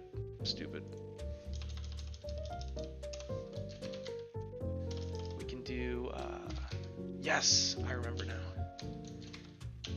Okay. So now we can actually reason about this. I'm sorry, I had a brain fart right there.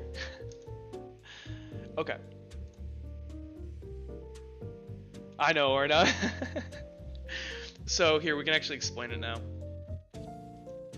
Oh, hold on here. What's this error?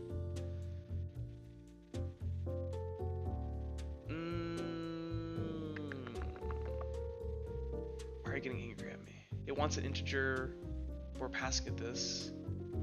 Oh, right. Hold on. I can do this. Because I know the simple way to do it, but I actually want to understand why it's doing this. So what should be happening here is the dispatch takes in a message, and then it's going to call the dispatch on the kind of wrapped up new message. So I think here... Oh. Hold on.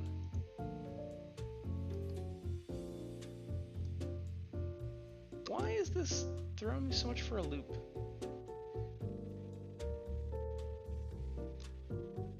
Oh, right. Can I just do...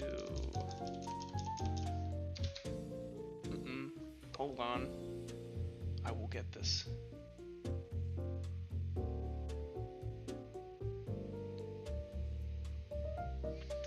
What is going on here?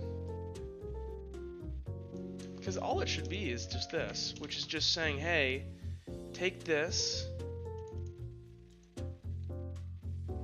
Oh, I don't want to divert the entire stream, but I actually really want to know why this is doing this. So here, we're gonna, I don't care if I'm wasting everybody's time, I actually want to understand this. So, what dispatch should be here is a function that's gonna take in a message, and here, hold on, we're gonna use my examples of the code from my old thing, because this will give us an example. So this is what I'm looking at over here. Here, let's see if we can't find ourselves a very simple example here.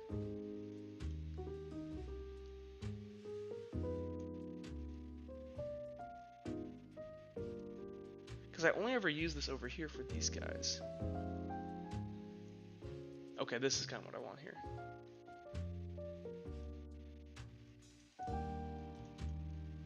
Oh, you can just call dispatch, and dispatch gets called on... And then toggle logic here is what? What is toggle logic? 1 second, guys. I'm sorry if I'm like completely diverting here, but this is just as much for me as it is for you guys. No. I think it's actually as simple as just this.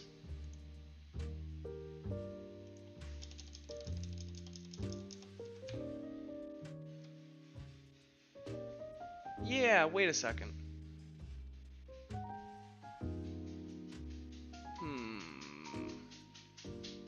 Why is this so difficult for me to wrap my head around? I've done this a ton of times before. Because functionally this is equivalent to this, which is just, these arrows just mean that it's combining two functions together, and it's just like sandwiching them together.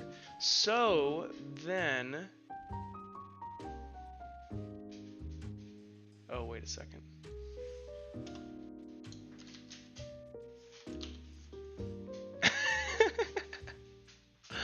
Hold on, I'm stupid. And then I can give it here message. Okay, I figured it out. I'm stupid, guys. I'm so sorry. I wasted everybody's time. Oh, my dog wants to hop in my lap. Hey, Schmeagle, wanna hop up? Yeah, I know. Come on, hop up. We're gonna explain it to the people.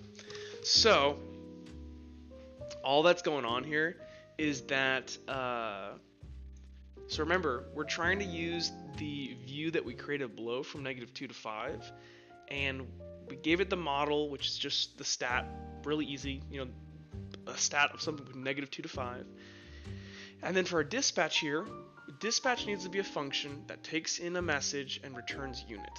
So what we can actually go ahead and do here, we define a function that takes in a message, and then we go ahead and call, and actually here, just to go here, we're going to go ahead and call, we're going to basically grab -2 to 5 message and give it a message here, which in this case will be the message for our -2 to 5 stat below. We feed it that, and then we're going to go ahead and call dispatch on that. So we're basically wrapping around the, we're kind of unwrapping the one below and feeding it to dispatch, is I think the essential way to think about it.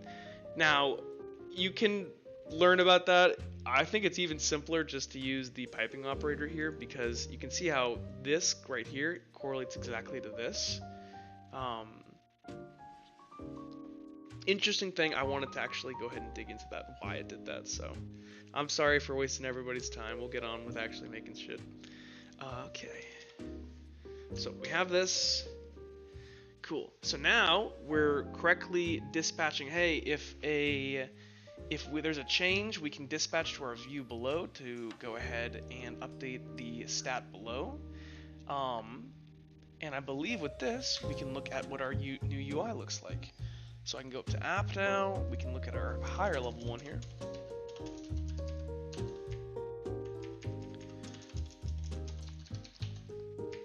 Though we might need to wrap column in something before that. Give me 1 second. Let's see here. Does this look handy dandy or is it ugly as hell? Oh, hold on. Attribute stat. Something's not defined. Let's go take a peek.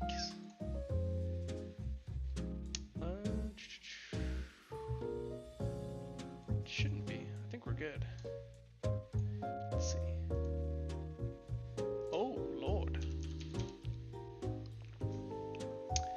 Doop-a-doop-a-doo. Ah, I think we do need to wrap, what's it called? Yes. Because right now, what's going on over here? Okay, so essentially what's going on here is that we're trying to do this columns thing, but it needs to be wrapped within a larger object in order for it to display. I believe it's called a table. We can actually reference here. So who calls this view?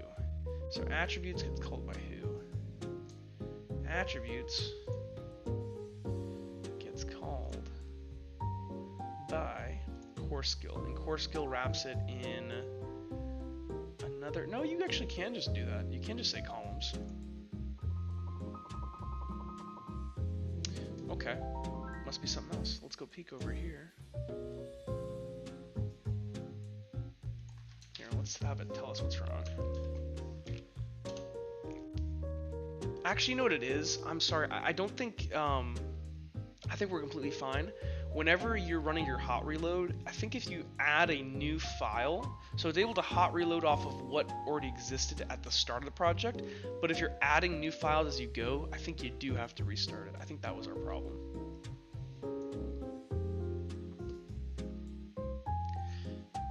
And actually, just so that we can visualize things here, I am going to set this to str here. Save this. Some very soothing jazz music. So my dog Schmeagle is sitting in my lap right now. We're gonna have to take a break here in about probably 30 minutes because I'm sure he has to use the restroom. Unless you already did it inside, you little jerk. Okay, so hey, look here. We have our strength and we have our 0 here. Now they're not side by side, which I assume they would have been, but let me check something here. It might be that they're not in a, like, they don't have space to, like, display out. Let me try to do maybe this. Because right now they're columns. They should be side by side.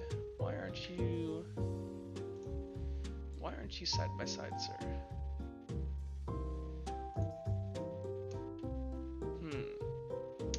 Well, I don't know, but it doesn't matter right now, actually. We're all good. We can go ahead and click these. I think it's literally just a CSS formatting thing. But we have our strength in that. So we can go ahead and save this and commit it. And work our way up the chain to the next thing. So we went ahead and added all this stuff. Added attribute stat.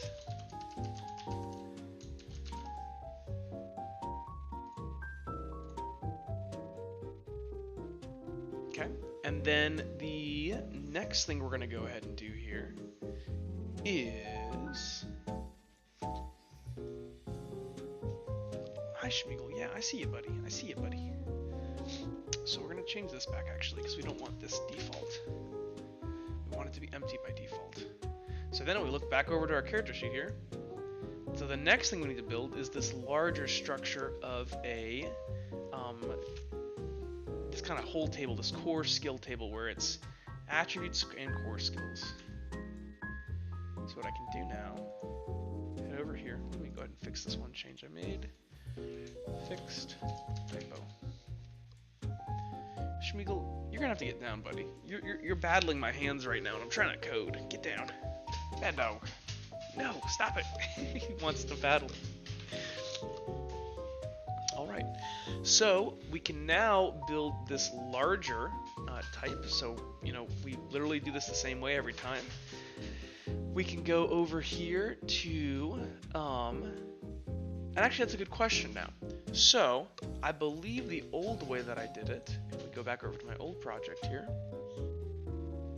is it went -1 to 4, attributes, core skills, so then it would be the core skills.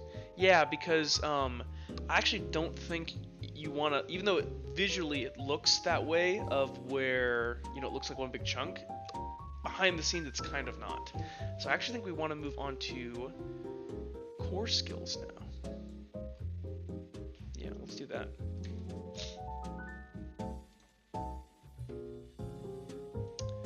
Alrighty. So, for a core skill, now core skills are a little bit different than attributes. So core skill has its name, so like the core skills are abilities or like, you know, general skills that you'll find in most like tabletop roleplay games that fall under one of the 3 attributes. So, you know, strength, reflex, intelligence, so like general knowledge is under intelligence, lift is under strength. Makes sense.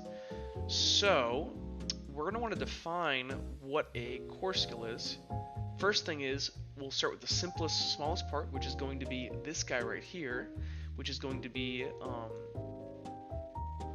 another stat. Now an attribute, if I'm not mistaken, or a skill rather, a skill in Fogent, unlike an attribute which can go from -2 to 5, a skill goes from -1 to 5. So, I have to make a new file. Actually, no, we want to start over here, right? We want to start in the Fogent roleplay.lib folder. So we're going to say module -1 to 5.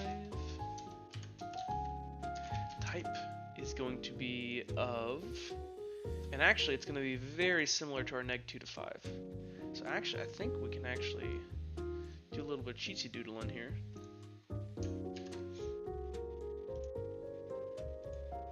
Come over here, and just everywhere it says a 2, we change it to a 1. And I think we're kind of good.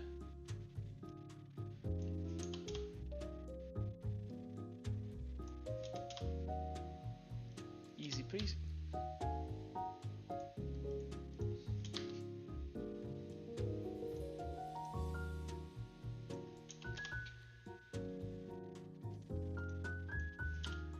Oops, don't mean to screenshot. So then we got this.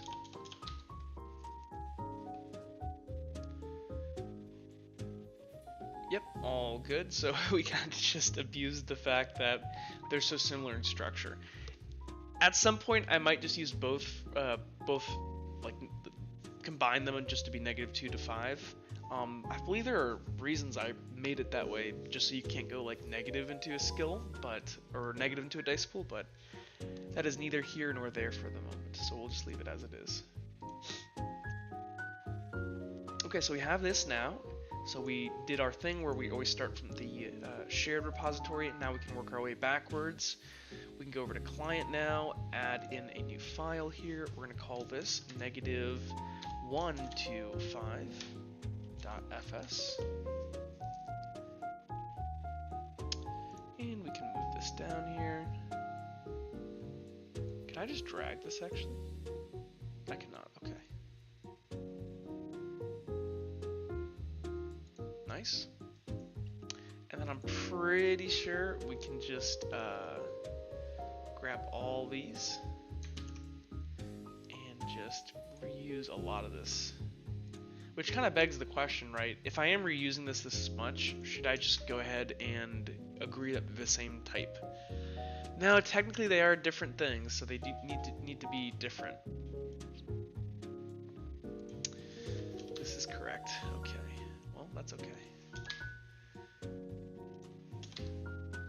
ahead and just change all these 2s. 0. Looking good. Looking good.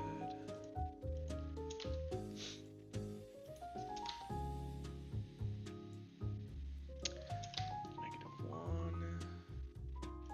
Okay.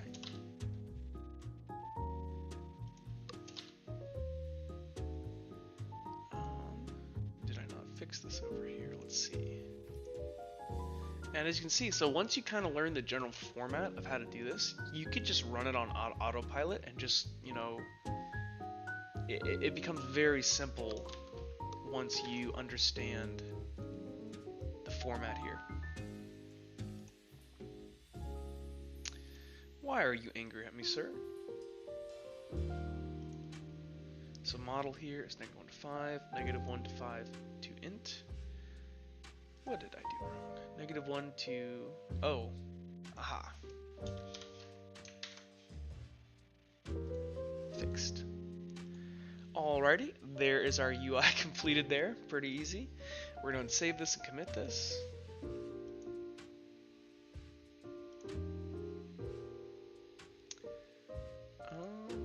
What is going on here? Is there nothing to commit? What? I definitely made a new file. I guess Git is being stupid right now. Okay, well, we'll just keep going on then. So now that we have our -1 to 5, if we look back over to our character sheet here, we can see that the next thing to come up is going to be this. So this is a big rabbit hole we're about to go down. So now we're going to go to dice pools. So, oh, I'm stretching. So, a dice pool is something like this.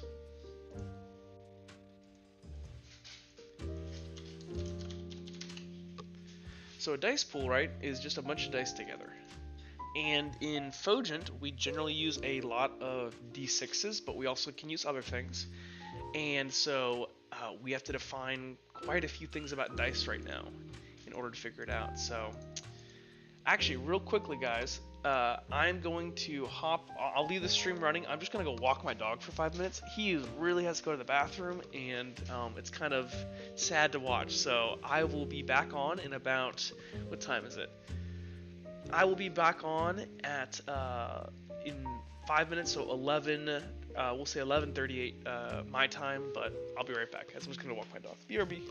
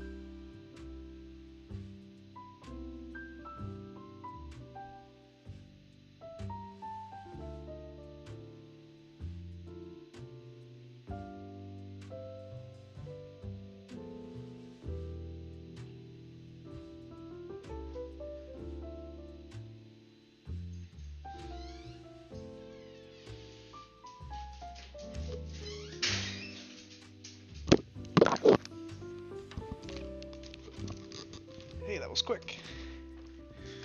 Okay. Dog has been successfully walked back to coding. Alright, so what were we up to? Ah, yes. So, we want to represent these dice pools, and a dice pool can't be zero. There can't be nothing in a dice, or there can be nothing in a dice pool, but it can't be like negative dice. That's impossible. So, we're going to go ahead here and define what dice pool is. So over here, we did have a good part of our library here called dice. Dice is where we define all the different dice pool stuff. So we're going to steal a lot of this, but we're going to go through it as we do and see which of this is actually still useful and which of this is kind of redundant. So I will drag this over here and we will just kind of code this from scratch. Alright, so we're going to start, as always, in our Fogent Roleplay lib. Oh hey, wait a second. Our Git finally decided to wake up. It thinks that we did change stuff now. Okay. Stupid Git. Stupid Git. Or I guess it's a VS Code problem. Fixed, or added negative 1 to 5. Committed. We go back over here. We always like to start in the shared directory here, right? So we're going to go ahead and go. Oops. I want to go below this. We're going to say module, dice, and what is our stuff we're going to do? Well, the first thing we want to do is have a definition of our type. So a dice pool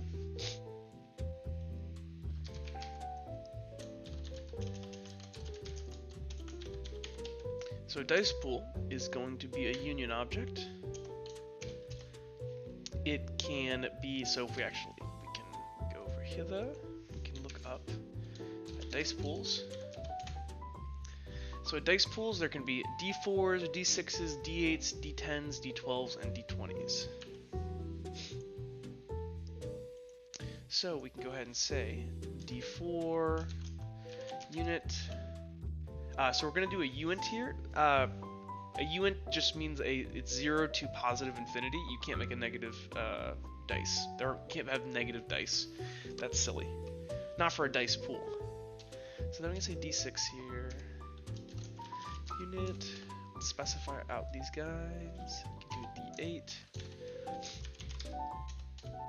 We can do a D10. And then we can do a D12.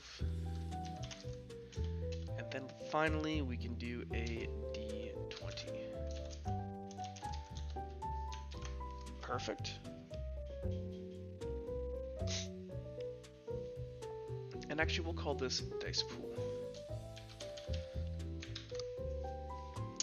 Alrighty, so then we have our dice pool here. We can go back over here. We can say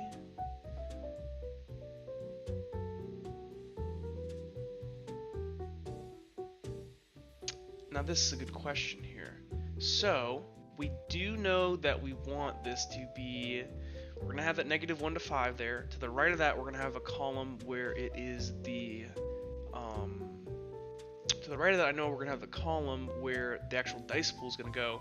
And then to the left of the stat place, the far left, will be the actual, like, it'll say athletics or something. So I believe the way we're going to want to do this, and what's cool is we can always reference off of our old stuff. But I don't know if I liked the way I did it last time. I think we can do it even better. So a core skill here. Yeah, so this is kind of what we did over here.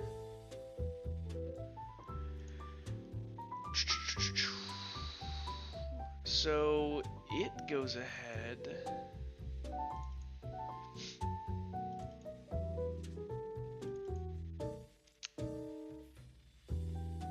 So this wasn't good. I don't like how here that I should have used the init of the thing below, which was my mistake. Actually, no. This makes sense because this is defining. So actually, that might be what we. That's a really good question. So technically, there are two kinds of skills. There are core skills, or there's three kinds of skills. There's core skills and vocational skills, and then within vocational skills, there's combat skills. Or I'm sorry, within vocation skills, there are combat skills and vocational skills. So I'm wondering if I just want to make one, but actually no, because a core skill can only have one governing attribute, whereas a combat skill or something could have multiple governing attributes. So they are distinctly different things, and I should keep them separate. That being said, I might want to make a...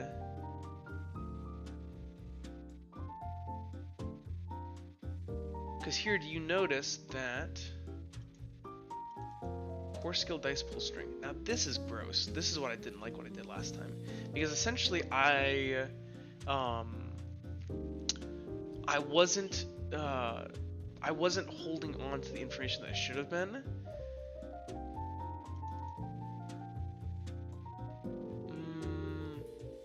I was like, no, actually, I think I was passing down view. Actually, this is okay. This actually isn't gross. You're passing down your view, so it's all right in general with MVU. With your update, you don't want to be passing. The only thing you want an update generally is message and model. In general, you can do some disgusting stuff where you can pass down additional things, but then it's kind of going against the whole idea of MVU. That being said, with update, I think it's actually okay to pass down. It's actually okay to pass down things into your view because it's just like static strings and stuff. I think that's completely okay. Hold on, I'm gonna sneeze.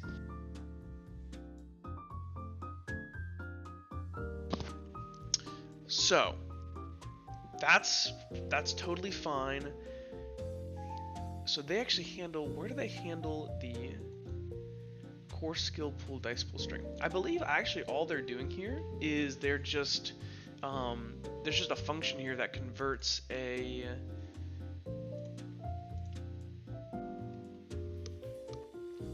there's this one, dice to string, yeah, and then dice pool to string. So there's just some very handy functions that I might just copy straight over here. Actually, I'm curious, would you guys prefer it if I did it out all by hand, or can I just copy stuff that I know that works? What do you guys think? I don't know, because essentially all these, and actually here's what I'll do. I'll go ahead, because I do want to break these apart into different,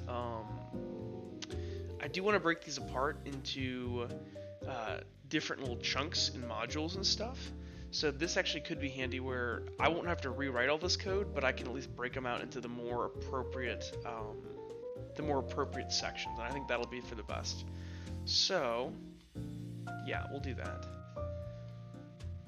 So we already have moved over dice pool penalty, dice pool mod, that's fine. Empty dice pool. This actually could come in handy, so we're gonna take this over here. This way I'm not just only rewriting code. So we have our dice pool. We also need to define an empty case because we use an empty dice pool quite a lot actually. So we're gonna go ahead, move over the empty dice pool. We're also gonna snag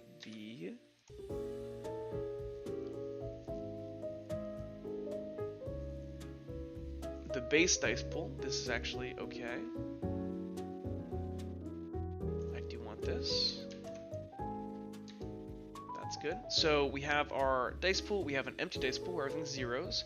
We also grab one where these are the base dice. So in general, in Fogent, I don't know if it's technically, actually I might not use this anymore because technically we can add item tiers now that change the base dice in Fogent. So, kind of curious if instead of, this does have 4 references. We'll, as long as we specify this is okay to have. We just need to specify what it means. So if I go over here and I say base 3d6. Actually, no, I could just say oh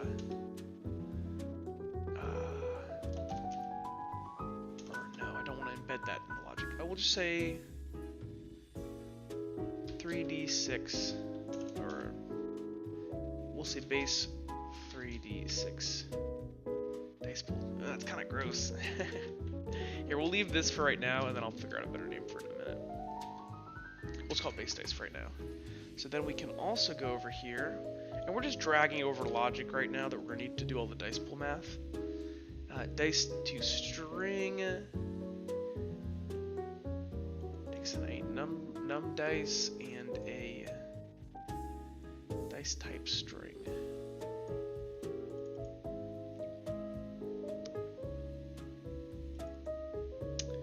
Yes, this logic is good.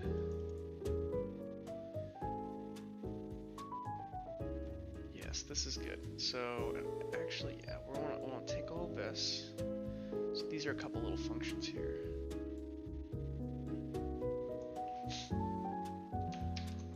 Take this over. So then we have our ability to create dice pools, an empty dice pool, a dice pool with 3 d6s in it, which is kind of the base for a lot of things. And then what we can do is take over all this logic.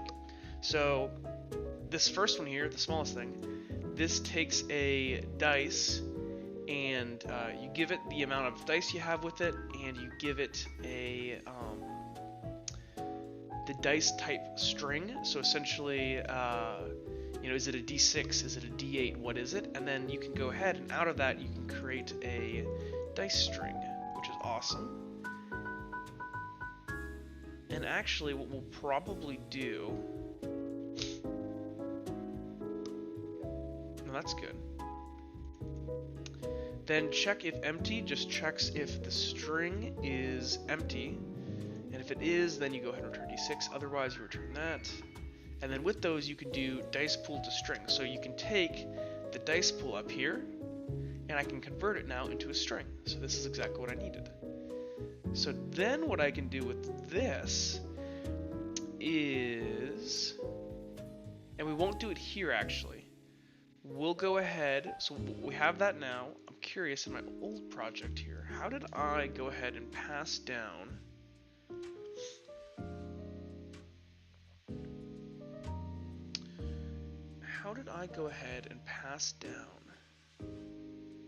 I guess we'll go to attribute, or core skill. I passed down this, who calls core skill? So I believe core skill is called by character.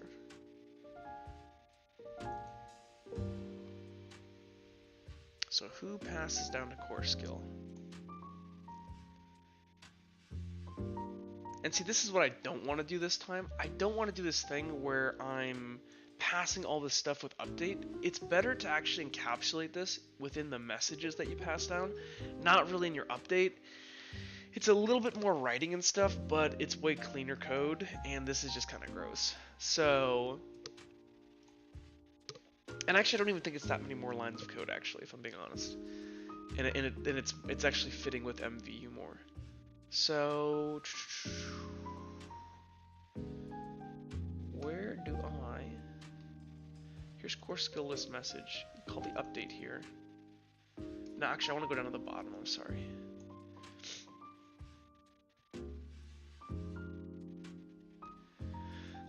I want to look here at my core skill list here. Yes. Okay, so I just take the entire core skill dice pool lists, and then I just convert them over. Okay, that's easy enough.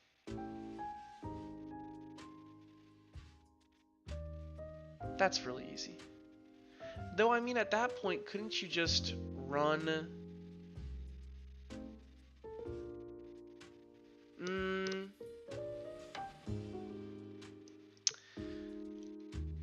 So this kind of goes back to, this is an interesting kind of thing here, because I actually see a flaw that I did, but I can see why that I did it. So in general, in MVU, you want to, as much as possible, not be doing logic in the, you don't want to be doing logic in the view. You really want to be decoupling that out from the view, and then only kind of passing in information. So you can think about it like you wouldn't do any kind of state management stuff within your view. That being said, I do think it's very appropriate within the view to be able to run functions that are just converting something. So for instance, if like here, if I want to take a dice pool and turn it into a string, I actually here I abstracted this all the way to the top level, which is actually really foolish because I'm still doing it in the view. I'm just making it harder for myself. So actually, this is really stupid. I'm being dumb. This accomplished nothing. It just made it more complicated. So that's good to know. Essentially, I think it's all right in the view. Some people might disagree with this. I don't know these people, but some people are really hardcore about, in the view, you're only going to do these certain things. If it's just a transformation of a data and you're just trying to display it to the user, in my mind, that's part of the view, and that's totally fine. So then what we can do, go over here, let's save this.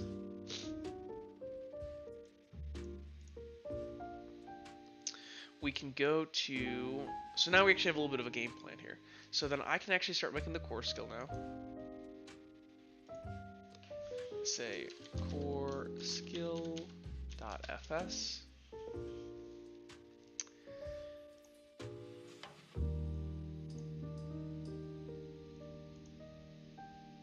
Core skill can go down here, then I can go back over to my library here. We have our ability to represent dice pools now. So the next thing we want to do is define what a core skill is. So we can say module core skill. Oh, actually, now this is an interesting question. Do I want to do it how I did it over here, where? So we have skill here.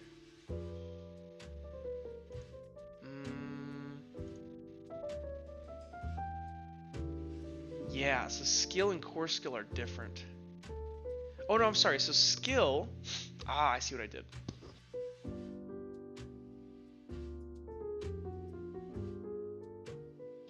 So what I did here is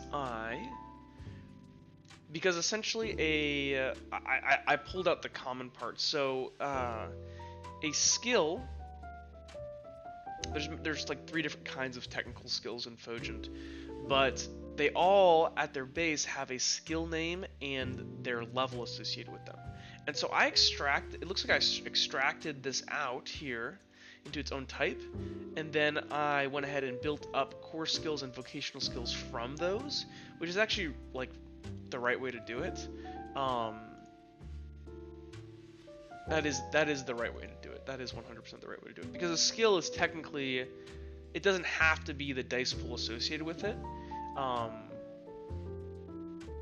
Yeah, so we want to pull it out like this. So I'm going to go over here. Let's go ahead and commit what I have here real quick, just so I don't save this. I just added in some logic for dice pools. Yes. Added in logic for dice pools. Push that. And then what we want here actually, we'll want a new module called skill. Is it plural? It's just skill. It's not plural. And then we're going to go ahead. We're going to open up our -1 to 5 because we're going to use that in here. We are going to say that our type skill is going to equal, and it's going to have a name, which is going to be string, and it is going to have a level, which is going to be -1 to 5.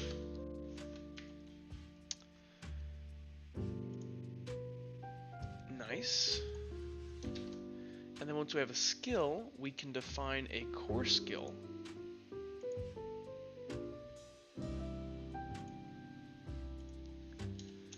So then a core skill is going to be, we're going to open up skill, and we're also going to open up an attribute. Actually, a core skill will have an attribute stat.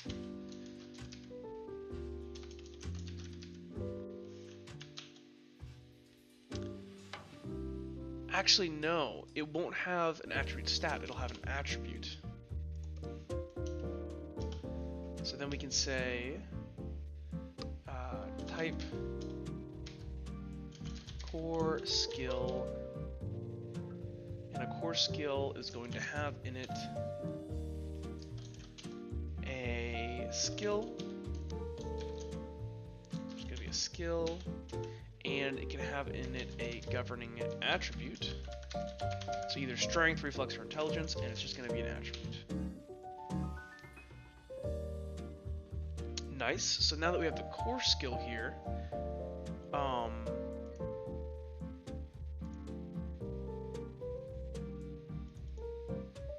so technically here I need to, because right now this encompasses the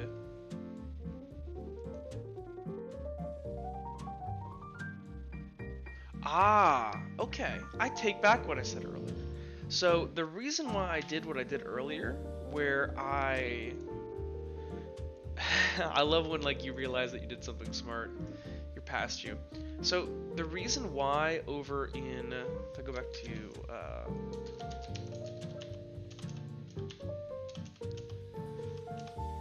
so the reason why down here I passed down the dice pool is because actually in order down here, so I passed down the core skill dice pool that gets calculated.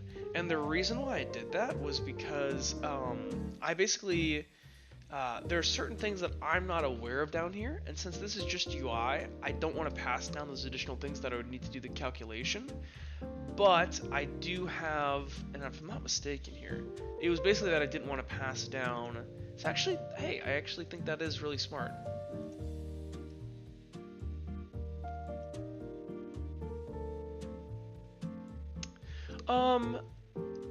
Kind of.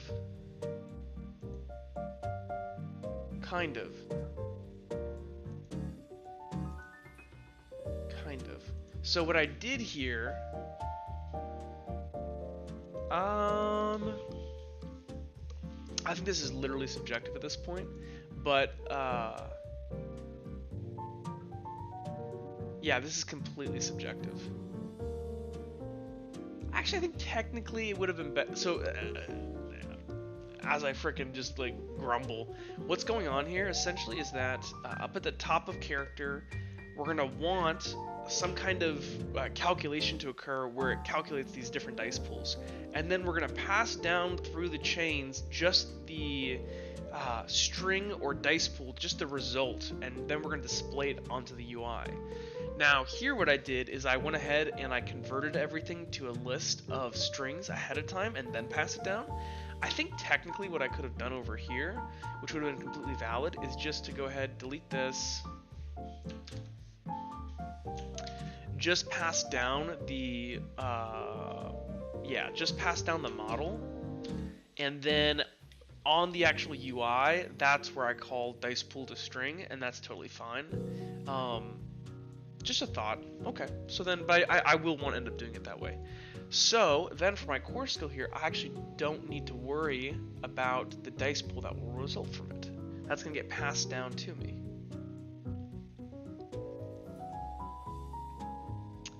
Which is nice. Okay. Yeah, cool. So I think we can build up our dice pool UI now. Or core skill rather. So we can say module, core skill. We gotta go ahead and do it the way we always do it here. Let me drag this over here.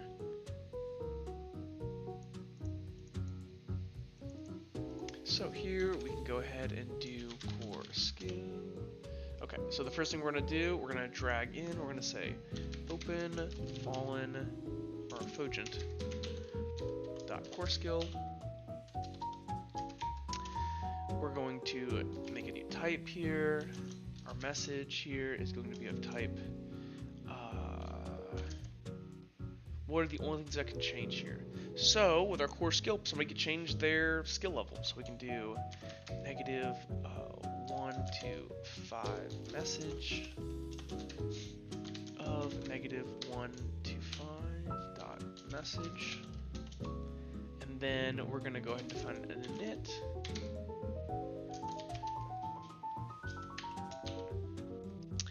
And I don't even know if this init's really going to get used too much, because the reality is we're going to, we're actually going to pass down some stuff for, like, we're going to pass down some stuff, but we'll just go ahead and define it here, might as well.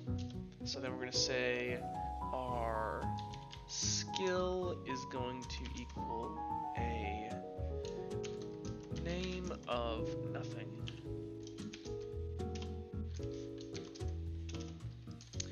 And then we can do our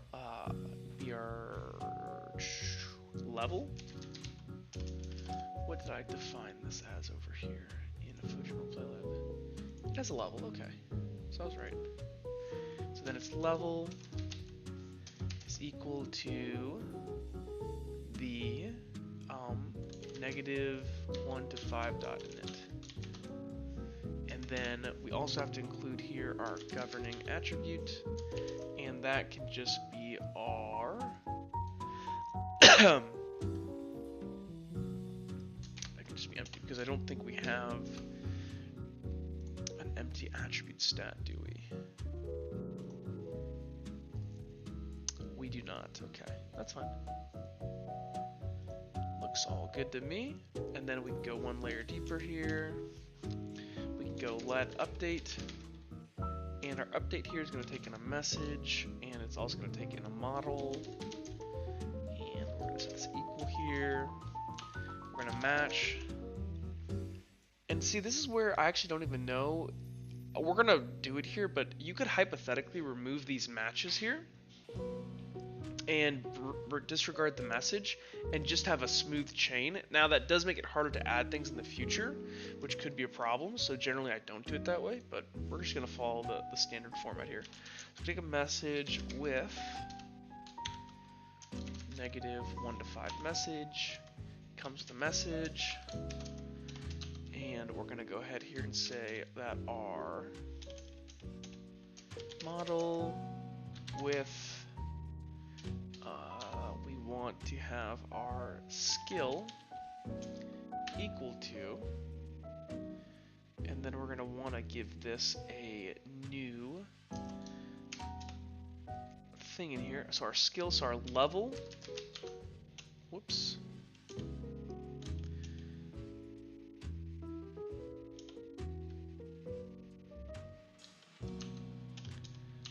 so our level will be equal to negative 1 to 4 or negative 1 to 5 dot update, where we give it the message and we give it also the model dot skill. And then I think the last thing we have to do is give it a what are you angry about here? What did I do?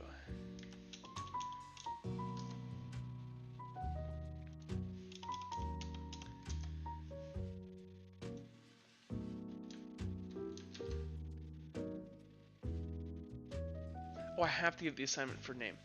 Do I? Is there a way not to have to do this? I feel like there's a way where you can do this where you don't have to give stuff twice. But I can't remember right now. No record name. Core skill.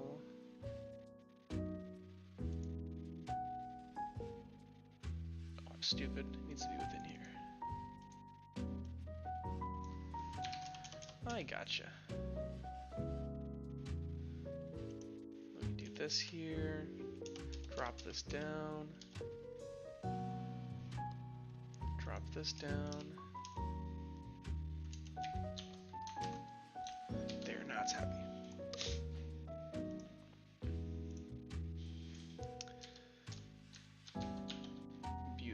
Okay. So what we're saying here is, hey, whenever something changes in our UI below with our level of our skill, go ahead, set the new skill to the appropriate level, and then we don't even change the name, we just leave it alone. Easy peasy. And then we gotta do some UI here. So we're gonna do open Feliz. We're going to do open Feliz dot Bulma let view, and then we want to go ahead and give it here. So we are going to be anticipating that they're going to be passing down. So we're going to assume that we're going to be passed into our UI here is going to be a list of the core skills, dice pools that are going to be already calculated for us. So we're going to say, hey, I expect to be given core skill dice pools. And that's going to be, yes, that will be a dice pool. And we do need a dice pool in here then.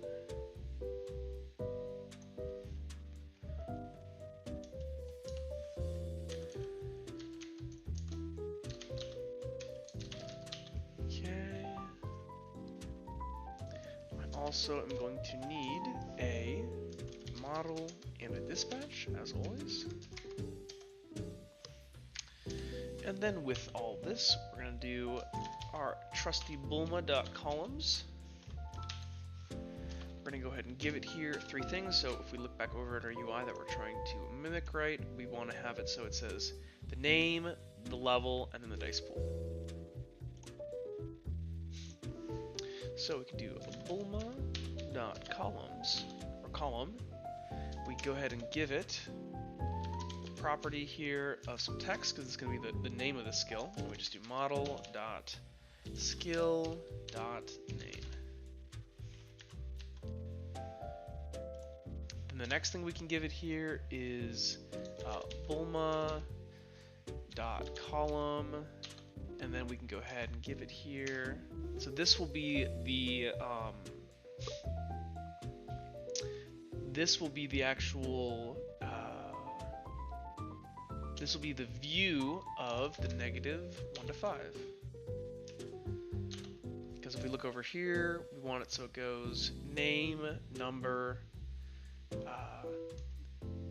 resulting like dice pool. So then over here, we just give it the model here, dot skill, dot level, and then we also want to give it a -1 to 5, and then we're going to do the piping operator here and combine dispatch with it.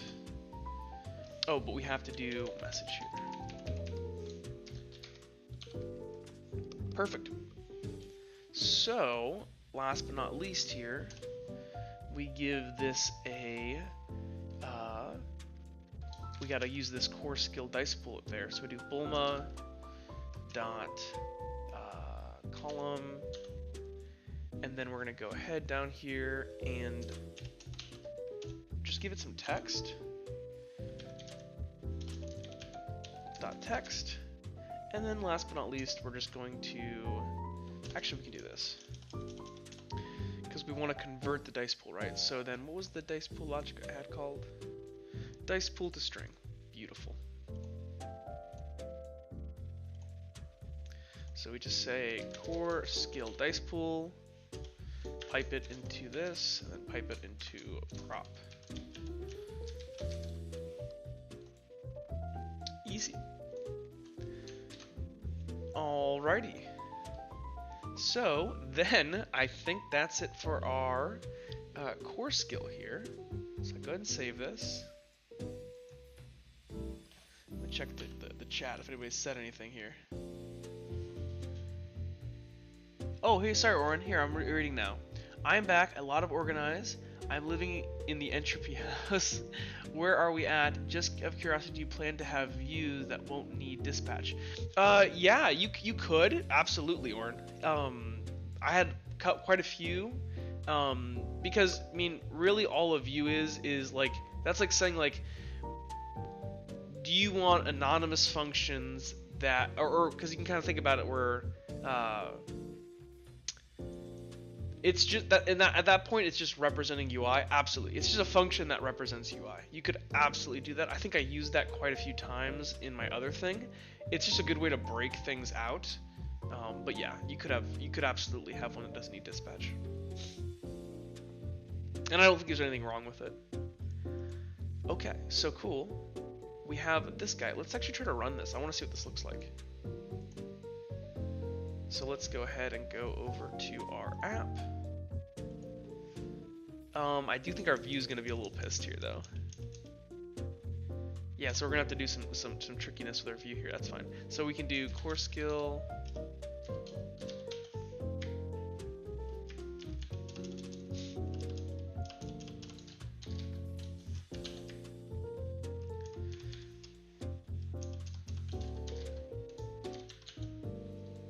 Now our view is going to be angry because our view wants a dice pool, so we're just going to give it a dice pool.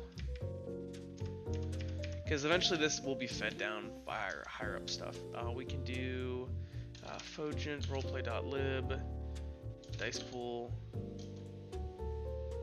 dot base dice. Okay, now we can actually run this and see what it looks like.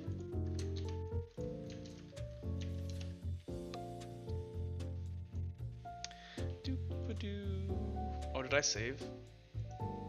We're about to find out.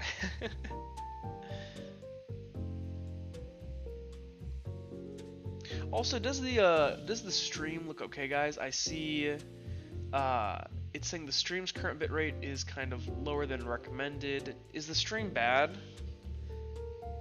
Or is it okay?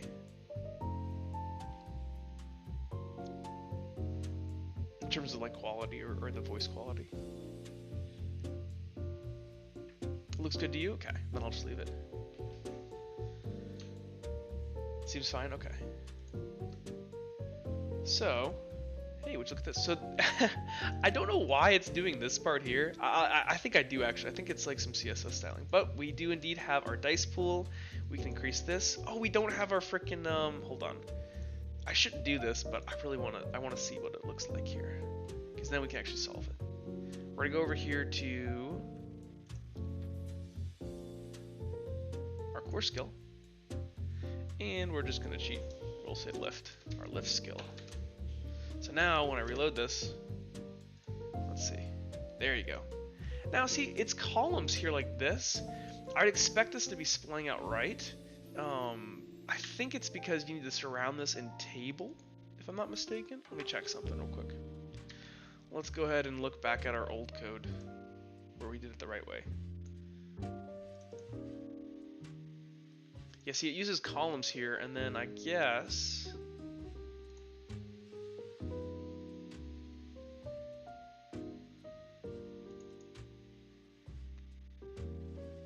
so there's my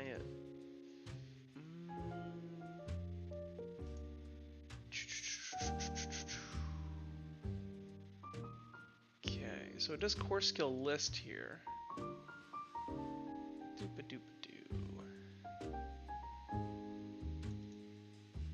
I think I just have to literally surround it with a table, and then it all just magically works. Because I think like right now I'm defining.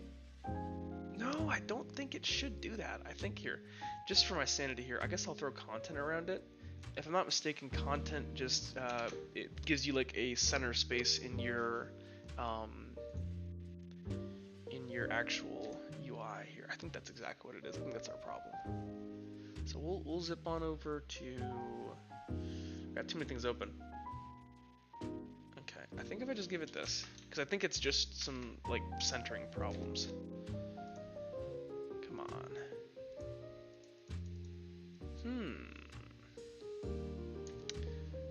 What am I doing wrong? Well, I know it will work. I just don't know why I'm doing it right now. But that's not important then. We'll just keep going onward. Keep building stuff up. Because I do have my project that actually works, and I'm just being stupid. So we'll delete a couple of these, though. I don't need all this crap open. Close a couple of these things here. So now we have this line here, and we're not going to worry about styling till towards about the very end, because I don't really care about styling towards the end. Oh, people are messaging. Seems fine. CSS display property, maybe.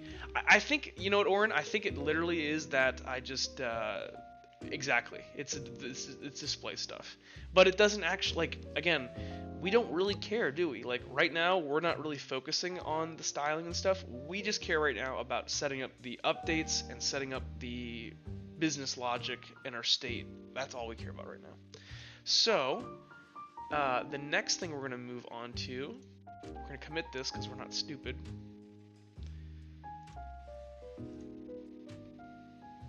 Am I the only one that like is like I used to not religiously commit after I got like a chunk done, and then I would just hate myself because I would screw something up. It's like my little bonfire from Dark Souls, my little checkpoint. Added what did I add? I added the core skill UI. Cool. So now if we look here, the next thing we need to do is to go ahead and make a larger list of all of this. So then we're going to need to have multiple of these in a row in a big old, like a big column. So then what we can do, and actually, as always, we can reference our old stuff here. So let's see here. So we do a core skill and then we do a core skill list. Ah, yes. Cool. I actually really like the way that it does how you handle diverting stuff. This will be a cool example here. So now what we want to do, so we have our single core skill here, but if you looked over at the UI, it needs to be able to represent the UI as kind of this list here. And so looking at this, you can kind of separate this into 3 different distinct sections up here. So there's like the strength stuff, the intelligence stuff, and the communications one. And if you could kind of break those out, you can kind of see how it's a list where it has an attribute at the top and then it flows down from there. So what we're gonna do is make this list pop. So I'm gonna try to like, I guess it'd be all of, oh man, I can't do it. It's gonna be from this athletics box here to this 5d6 box down here. So, as always, we're gonna start from actually we don't need to start from the shared repository or the shared part of the code base, because we've already defined core skill and we're just gonna make a list of that, and there's no need to make a type for core skill list because you're just defining a list at that point, which is kind of silly. So we're gonna go ahead and make some new UI though. Core skill dot list dot fs. Oh, I'm stupid. I just had it in the wrong order. Go down here.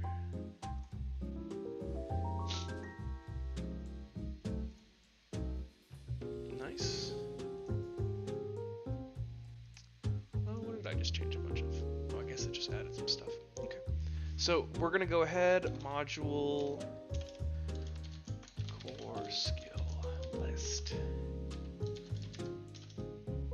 And then we're going to do, so we're going to need a couple things here. We're going to need the core skills. And then, so this is where it gets kind of interesting, because now you can think of, okay, I have these different messages I'm going to, so we're going to define our messages, of course. But then if this is going to be an arbitrary, it's going to be a list of nothing, this could be a list of a ton of different skills, right? We're not just going to, we could, I guess, hard code it as only being 4, but like, I'll tell you, as I work on the game and stuff, I often notice that these end up changing, and I want to make this flexible in the future for other, like if somebody else wants to build upon my system, I would like them to be able to change stuff. So we don't want to just hard code it as only 4 core skills per like list. So what we can do, but the trick is we're gonna have to be able to route messages to the correct spot in the list, because each of those, spots in the list, and actually it'll make more sense if I do this part. I promise I'm getting to something. So we'll do our update. So our model here is gonna be this. Oops.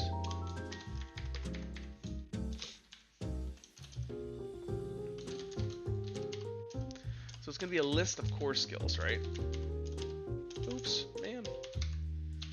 So it's gonna be a list of core skills.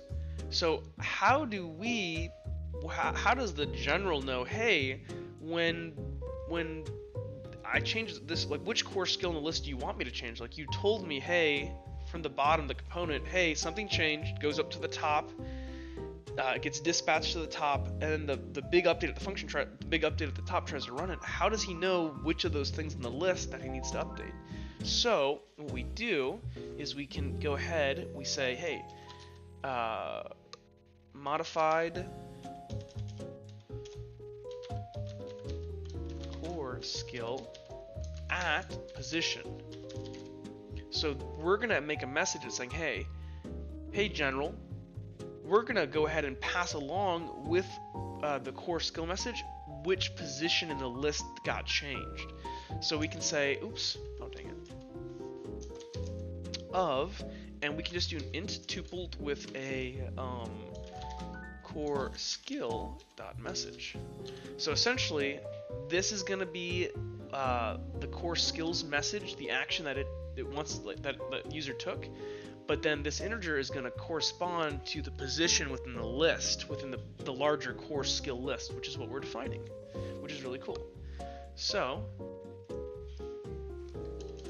and I didn't come up with this. I learned this from some guy on GitHub. So but it's really kind of I love the way that the flow happens, because it's like, yeah, of course you need to tell the general where in the list something changed if you want everything to flow. So then here we can do a match, and we're gonna say match off of the message here with, and then we're gonna say modify core skill at position. So it takes in a tuple, right? And the tuple is going to take in some position, and it's also going to take in the core skill message, which we're just going to call message actually. So then what we want to do is we want to so one way you could do it is you could for loop across the list, but this is F#, so we're not doing for loops, we're going to map. So what we want to do is map across the list, and at whatever this position is within the map, that's the one we want to update. We don't want to update everything, we just want to update one thing. So what we're going to do here is model. We can go ahead and call list.i, I believe, or list.map_i. And then this guy is going to go ahead and take a function. So we already have passed in our model here. So we have our model. We're going to map across it. I believe map_i, it takes in a function. It takes in a function that has an integer and the type of the thing you actually want to do. So this will be the position variable within our mapping function, and then this will actually be representing the core skill at that index. So what we can do here is say function. This is the index, right? This is the index within our thing, and then we can say core skill. So this right here, this dude is, as we're looping through this list, where we're at as we're stepping through it, and this guy is the actual element we're at. And then what I can do here is I could do I think I might just want to do an if. I hate doing ifs, but I don't think, because I think you just do if index equals position, then you update it, and then you just would do an else, you just return the core skill, you don't change anything. Is there a cleaner way to do that? I know I'm always trying to not do ifs. Does anyone have a better way to do that? Where we don't do if? I could do a match, but I think it is a condition at that point. It's just like you have to. Yeah, I don't think there's any way not to do that.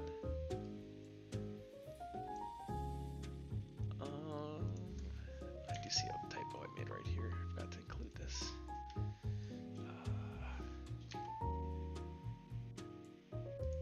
Yeah, hold on. I made a little typo right here. I gotta have index and my core skill. Oh, what's going on here? Oh, I see.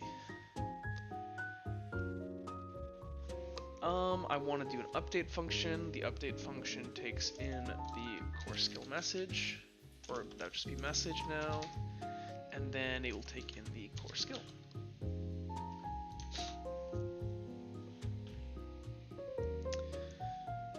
But I'm not crazy, right? Like, I would say Oren. Maybe you're right. Filter over the list.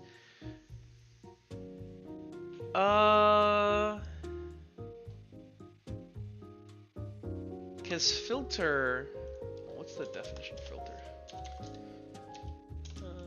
Maybe Oren. Let's see. Let's see.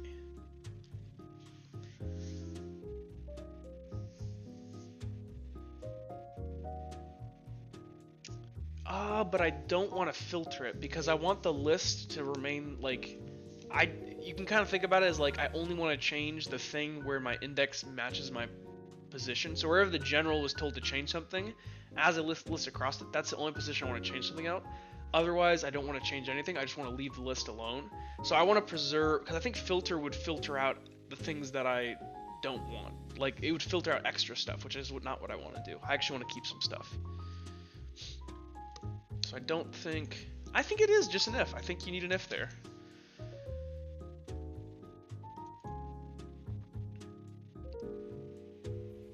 Oh, no, you're good, Oren. You're fine. I don't know if I sound like a dick when I said that. So then...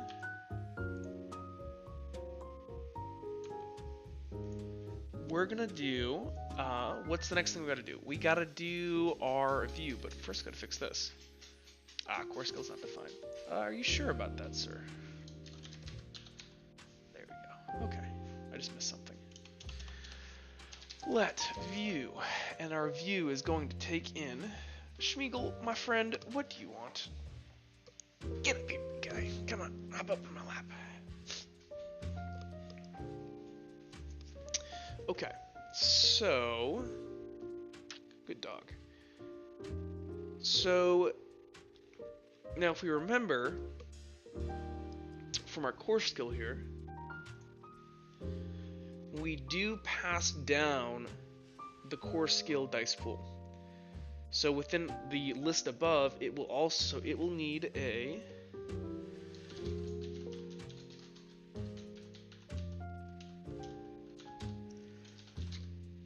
core skill dice pool list. It'll need model, and it'll need dispatch. And then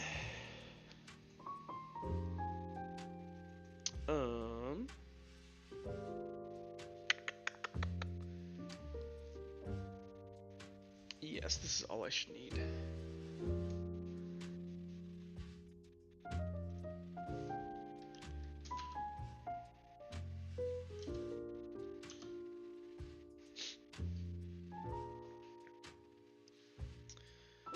So then we can do view here. We can do, I believe, does Bulma have an unordered list? I know, oh right, I gotta actually include some stuff, don't I?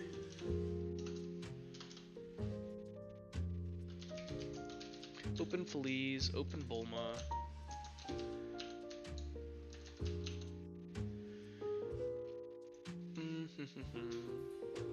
Does this have a unordered list? Menu list. I think HTML has what we need though. Unordered list. And then, so what we want to do is just display this stuff out. Now, the only thing is,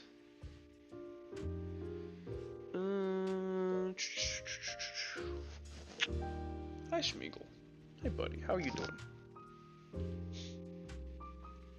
Schmeagle's sitting in my lap. So I think the way we want to handle this is, because it's a question of how we want to separate these out here, because hypothetically here, we are...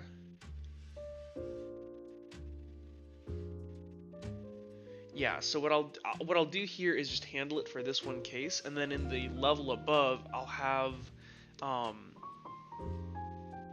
a dude that is aware of how to because basically, like, which dice, like, imagine if all of these here, because there's, you know, there's not just one attribute, there's multiple attributes, so I need to be able to split these apart. So I'm thinking that what I do is just handle this one case of just the singular list, and then make another case that splits it up again, so I can think about it in different parts. So we'll just do this one part. So I think I just want to do list dot map, and for each thing I just want to display it, I think. So for each one of these, within model, I want to list across it, list.map across it, and I want to call function. Can't I just do this now? Isn't there like a new operator in F#8 where you just do underscore dot, and then I think you give it the name of the no, but it has to be, because I know the old way to do it is just to do function, you function, then you give it excuse me, so this would be a core skill, and then you could just give it the core skill dot view.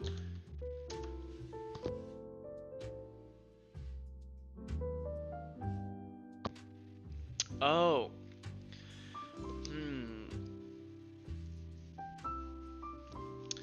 So I actually need map.I, because I need to be able to index into this core skill dice pool list above. So this will take in index, and then here, let's actually, it's a little bit easier to read for ourselves here. I really should have Phantomos, I don't know why I don't. Just format everything for me, that'd be nice.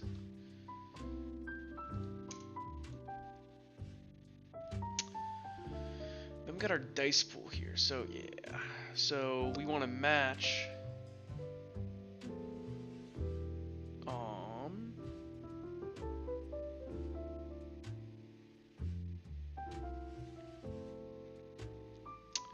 no, we just want to do, not core skill, we actually want to call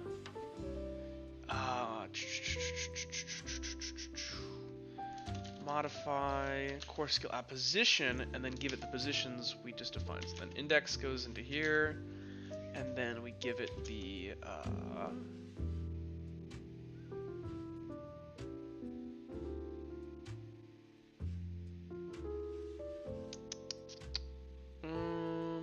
what am I doing wrong here? Something's not clicking in my head. Oh, because I'm not freaking calling my, I'm stupid. I need to call core skill dot view, and then in here I can actually go ahead and do the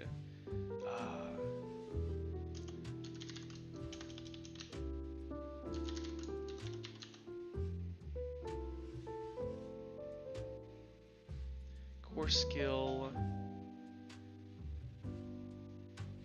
and actually here we'll do this. Let me check the chat to see if anybody said anything. No, you were explaining it very good. Oh, thank you, Oren. Hold on. I'm gonna just put this up here for right now. Core skill. No, actually, that won't work. I gotta do it down here. No unneeded lets. So then I just gotta do this in here. Core. I will clean this up in a second. I'm just gonna do something disgusting, and then you guys can forgive me later.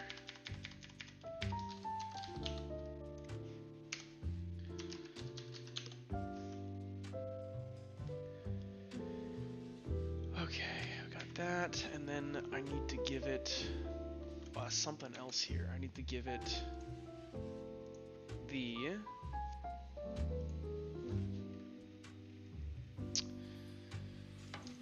core skill, and then I need to also give it the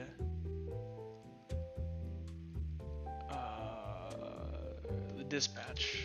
That's going to be a function that takes in a message and returns back a modify core skill at position, where we give it the index and then we give it the message, and then we're going to pipe this into dispatch.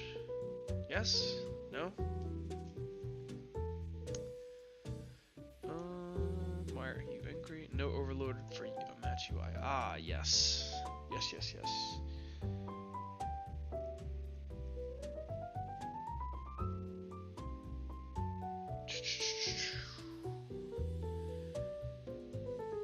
Because there's my function.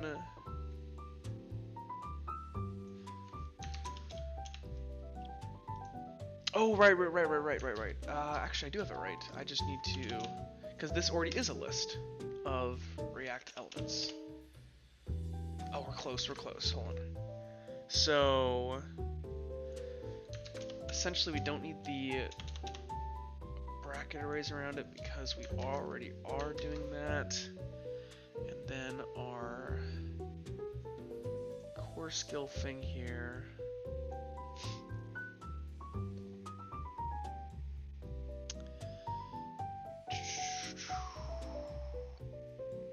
Why is he being angry with me?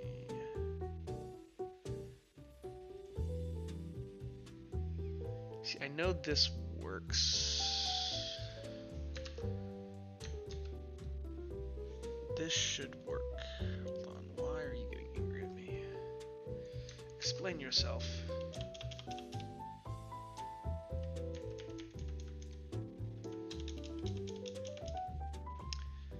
Yeah, I know you're angry. So that's all fine.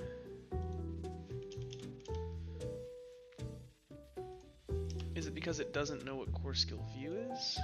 It must be. Hold on. I don't think... No, it knows what core skill view is. It has to.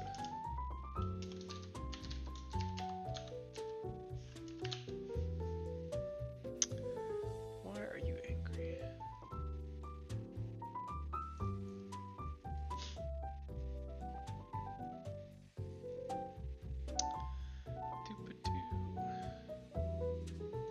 Let's break this apart into separate things so we can look at this here.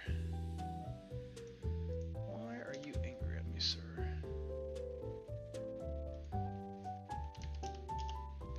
I will figure you out.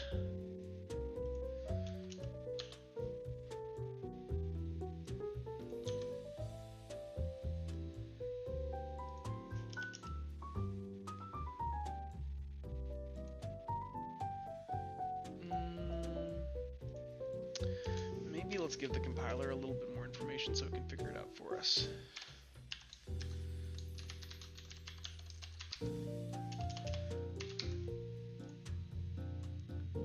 Let's help out our compiler friend.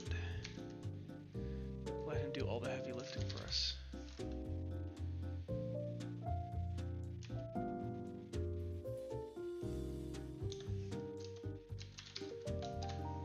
Also, this is wrong here. Oops.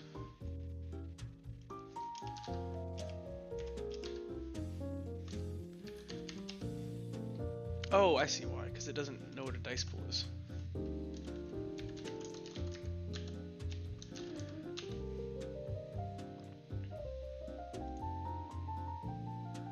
Still doesn't understand what dispatch is.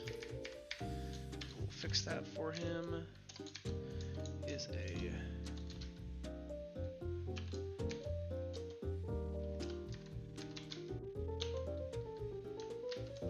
Okay, did that help him figure anything out, or are we still stuck?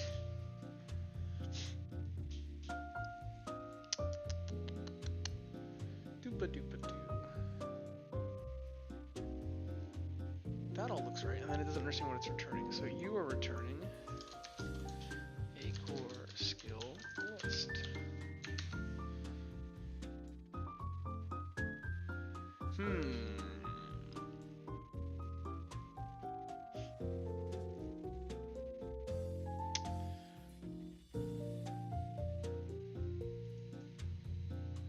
Oh, wait a second here, hold on.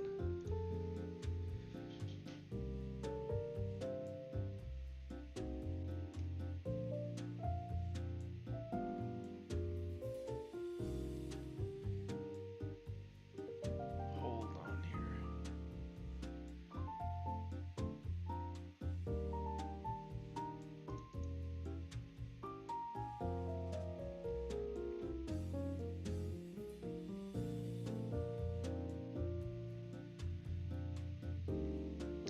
Okay, hold on.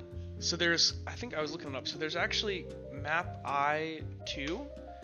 So map I2 takes, it'll keep an index that goes across two different lists that are equivalent sized. So I can actually just call this here skill dice pool. Get rid of this here. Throw this here. I don't know if it's gonna fix our core problem here. What am I doing here? What did I screw up? Let's see. Can I just go ahead and at least get this first thing to work? So let's say let temp equals. Let's just see what this equals.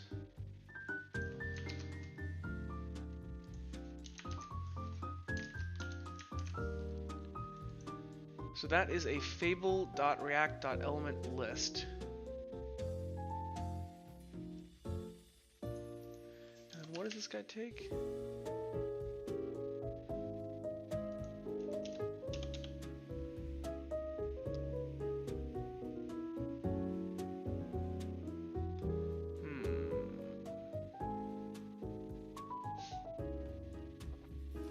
Oh, it takes a list of React properties. Ah, hold on. Wait a second. Can't I do...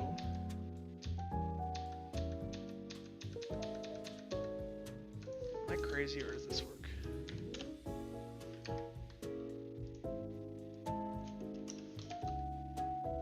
No. No, that does not.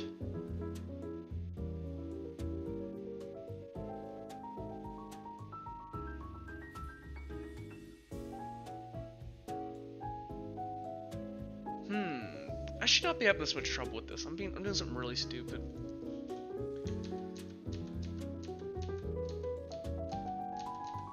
I'm doing something really stupid here. I don't know what I'm doing wrong. Let's see. This is real life programming. Jack being a dingus. Oh, who messed with me? I don't think you should view should return core skill list. Should it be something more like a Felice element? Yeah, that's exactly what it is. It's something. Oh, you're right, Oren. You are dead on, sir. I'm so frickin' stupid. Oh. Well, I appreciate it. So then we can do here HTML dot list. And then I think I just gotta wrap this all. And then we'll be good to go. Yes! I had shot myself in the foot with my typing.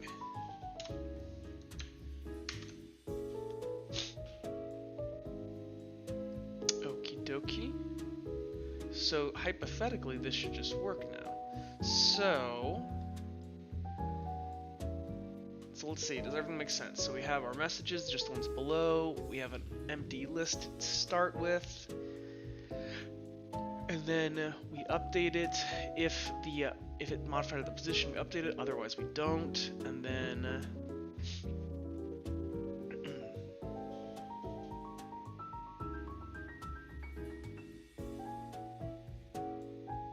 yeah, I agree. I literally just wrote the wrong type there. If I had written the correct type, I would have been off to the races. Yeah, because it should have been a Fable React element. It shouldn't have been a core skill. Stupid. Okay, so I think this works. Let's go ahead and test it. So we can actually just go ahead and here just say Fogent, no, core skill dot view or init. And we can just give it 2 of these just to see what this looks like.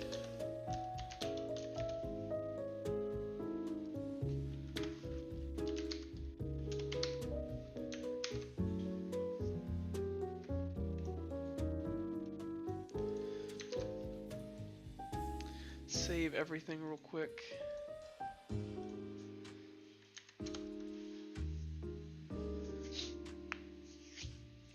Go ahead and run this sucker. And let's see what we get out of it. Ooh, man.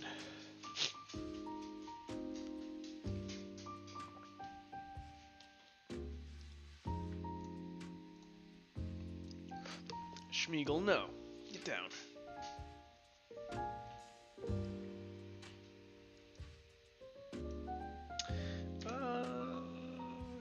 It's still loading over there. Come on.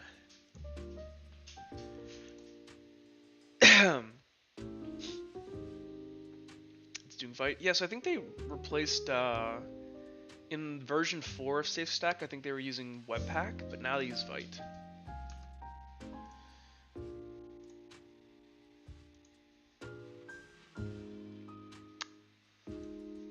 Oh, right. This isn't gonna work because we gotta go to app real quick and do.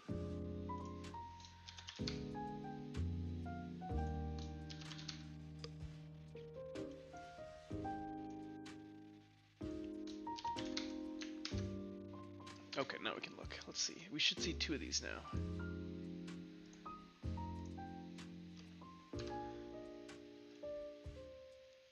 Oh, right. No, I don't need this.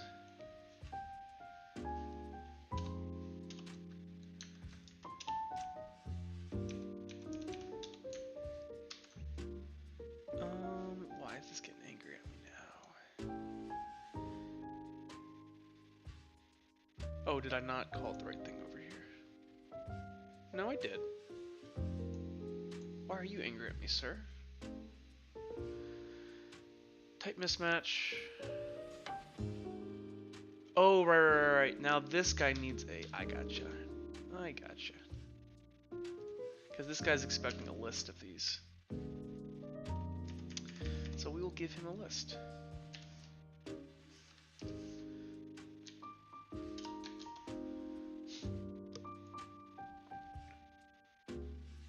Ah.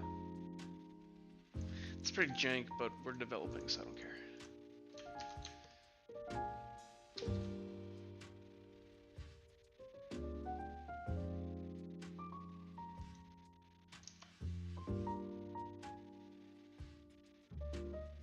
So I think this should run. Let's see. Does this run? What is my error over here? What did I do?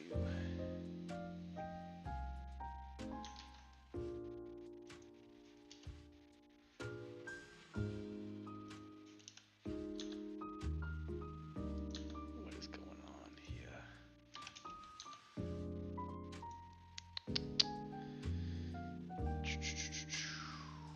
Ah, easy fix. There we go. It's all working. Yay! And look, it won't go below -1. Perfect. Okay. Go ahead and commit this.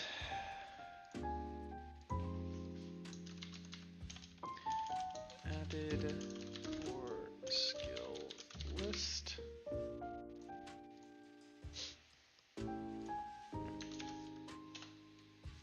Okay, so then the next thing we're going to work on here, so we have our core skill list now. If we go back over to our UI, now we would like the ability to display multiple ones of these, I think. Because that's kind of where we're at right now. So what we'll want to do is, I'm trying to think. So I think what we're going to want to do is actually make the larger, because we have a core skill list, but we need like a core skill list. Hold on, let me check something here. Let's look at our old UI and see how we did it over there as a reference.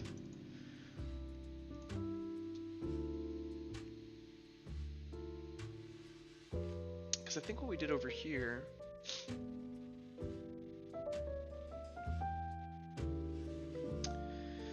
is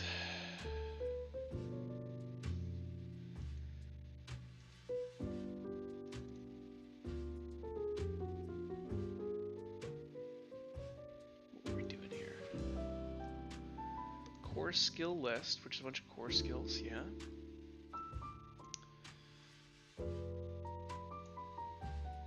And then we just, oh, then we did, I see what we did. So what we did was actually really clever. We ran our core skill list, and then after that was all completed and all that UI was finished, we then passed it to attribute list.view, and attribute list.view would then figure out, hey, which of these belong to me? So which of these am I in charge of? Interesting. Interesting. Is there a cleaner way to do that though? I like it, but I think there might be an even better way to do it.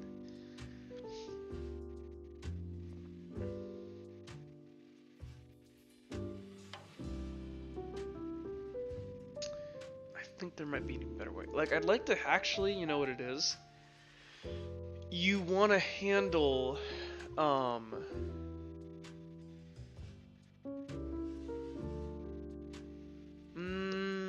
maybe that is the cleaner way to do it. Is it cleaner to handle it over an attribute? We can't do it over an attribute because you have to filter. Yeah, I guess you do have to do it that way because you have to filter the UI. Because basically you only want to display the ones that belong underneath a certain piece of UI. You don't want to display everything at once. So if that being said, you're going to have to filter that, because then I'm adding a bunch of logic under attribute. Is that fair? Or should it be the core skill list's responsibility to be able to say, hey, here's the attributes that I fall under? I think it might be the core. I think I had it right. I think the first time I did it was the right way. So I think it should take in a governing attribute, and then that governing attribute is what actually goes ahead and determines, yeah, it goes ahead and determines, okay, this list can represent these, like, if it's a strength core skill, can it be represented underneath this attribute? Okay, I had it right the first time. Schmeagle, what are you doing, dude? He wants attention so bad. I'm gonna cut this stream off here in about, what time is it? I'll cut it off in like 10 minutes. I just want to fix this last thing and then we'll call it here. It's been a great, productive Saturday afternoon or morning. So, okay, Schmeagle. Then I'll take you on a nice walk, buddy. Let's just finish this. Come on. Stop it. Ow. Okay. So then, what I did here was smart. Then, where if it matched the correct governing core skill, then I would allow it. Otherwise, I would filter it out. And this way, it created a function where I could use currying here to pass this. Yeah, that's actually really smart. I like that a lot. Okay, we can replicate this. We can make it better, even. So then over here.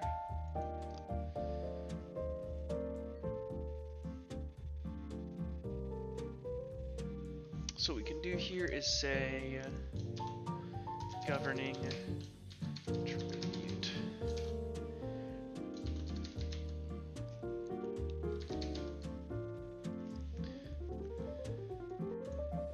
We do need an attribute here though.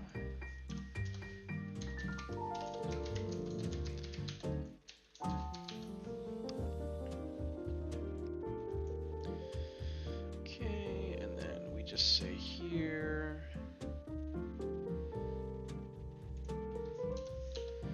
if for skill dot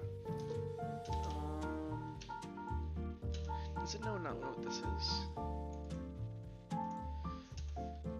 Dot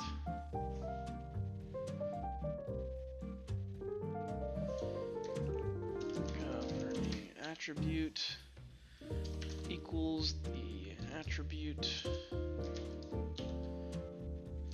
and do this, else we do not do this.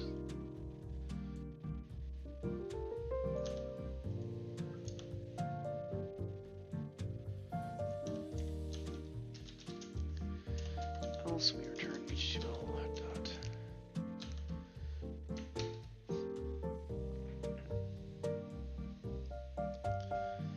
So then, whenever we call this, if we do not specify this, yeah. If we do not specify this, then we're screwed, yeah. So then here,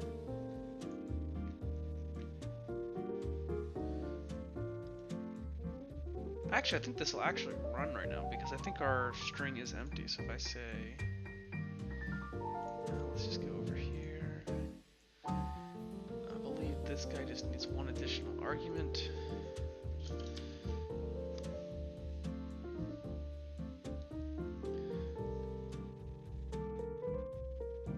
Oh, I can't run this like this, can I? I cannot, but I know this is right.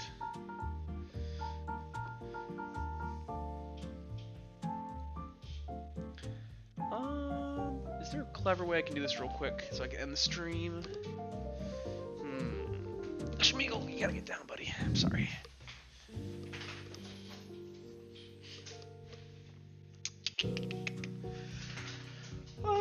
We could just do this. No, we'll just leave it, actually. I know I did it the right way. I just, it gets composed higher up, so I don't want to use it anymore. It's done. Okay, well, that's cool. We'll just commit this then.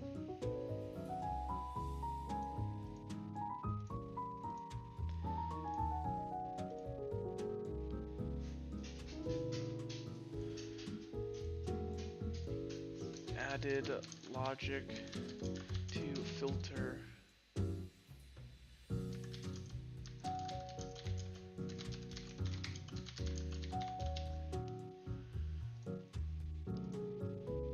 okay, cool. Well, hey, this has been really, really fun. I am going to end this here to get some food and take the rest of the day to relax a little bit because I'm sick.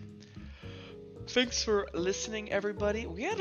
I had 7 views, so actually a couple people came. That was fun. So, thanks for watching, everybody. And yeah, I'm probably going to continue this tomorrow morning. And yeah, I appreciate it. Thanks so much. Bye. Oh.